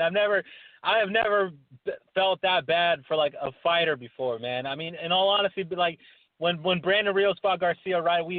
I kind of expected like that to happen, right? And so, but I knew that Brandon Rios, like, he can make it. Rios had more success, you know. Yeah. He was getting his ass He whooped, did, man. dude. He did. He didn't go down. Yeah. What about Khan, dude? What about Khan? Oh man, I'm happy that I didn't buy that bullshit ass pay-per-view, man. I mean, I stayed away from it. I didn't give a shit, you know what I mean? Every tweet that I could find about it, I would hashtag it Garcia Granados, you know what I mean? live on Fox, you know what I mean? I would have paid $22 and got to the movie theater, but they didn't give fans that option. I was gonna go to I would have gone to the movie theater. Yeah, you know what I saw that's going on in the movie theater, because I was there yesterday, and they're going to be playing Canelo Jacobs, which is pretty sweet, man, because we're, you know, I don't have the zone yet either, and I don't have the whole setup yet, and you know what I mean, I'm still you know, fucking in the Flintstone times right now with the you know, DirecTV and shit, and hey, you know what I mean? it Like, is. I keep you know what I mean? Because I'm old school, bro. I'm still not with all these you know, young cats, you know, getting on the ESPN Pluses and all this. So I've been suffering a little bit, but I have been catching them, like, you know, on the replays, you know, like on YouTube. And like the Munguia fight, which I did. In all honesty, 100%, I do think he fucking lost that fight, man. Munguia. I agree. I felt like the other dude got robbed. I mean, look at Munguia's face. I mean, that dude got worked too, man. But hey, it was in Monterrey, Mexico. What do you expect, man? I mean, expect this kind of shit to happen. You know what I mean? He should have expected this. I mean, it was in Mexico, right? Like, you're supposed to knock out the guy. You know what I mean? If you went that deep into his country, you got to knock him out. Especially, you know, it's Mexico. Like that. That's all I could say, man. And especially the zone.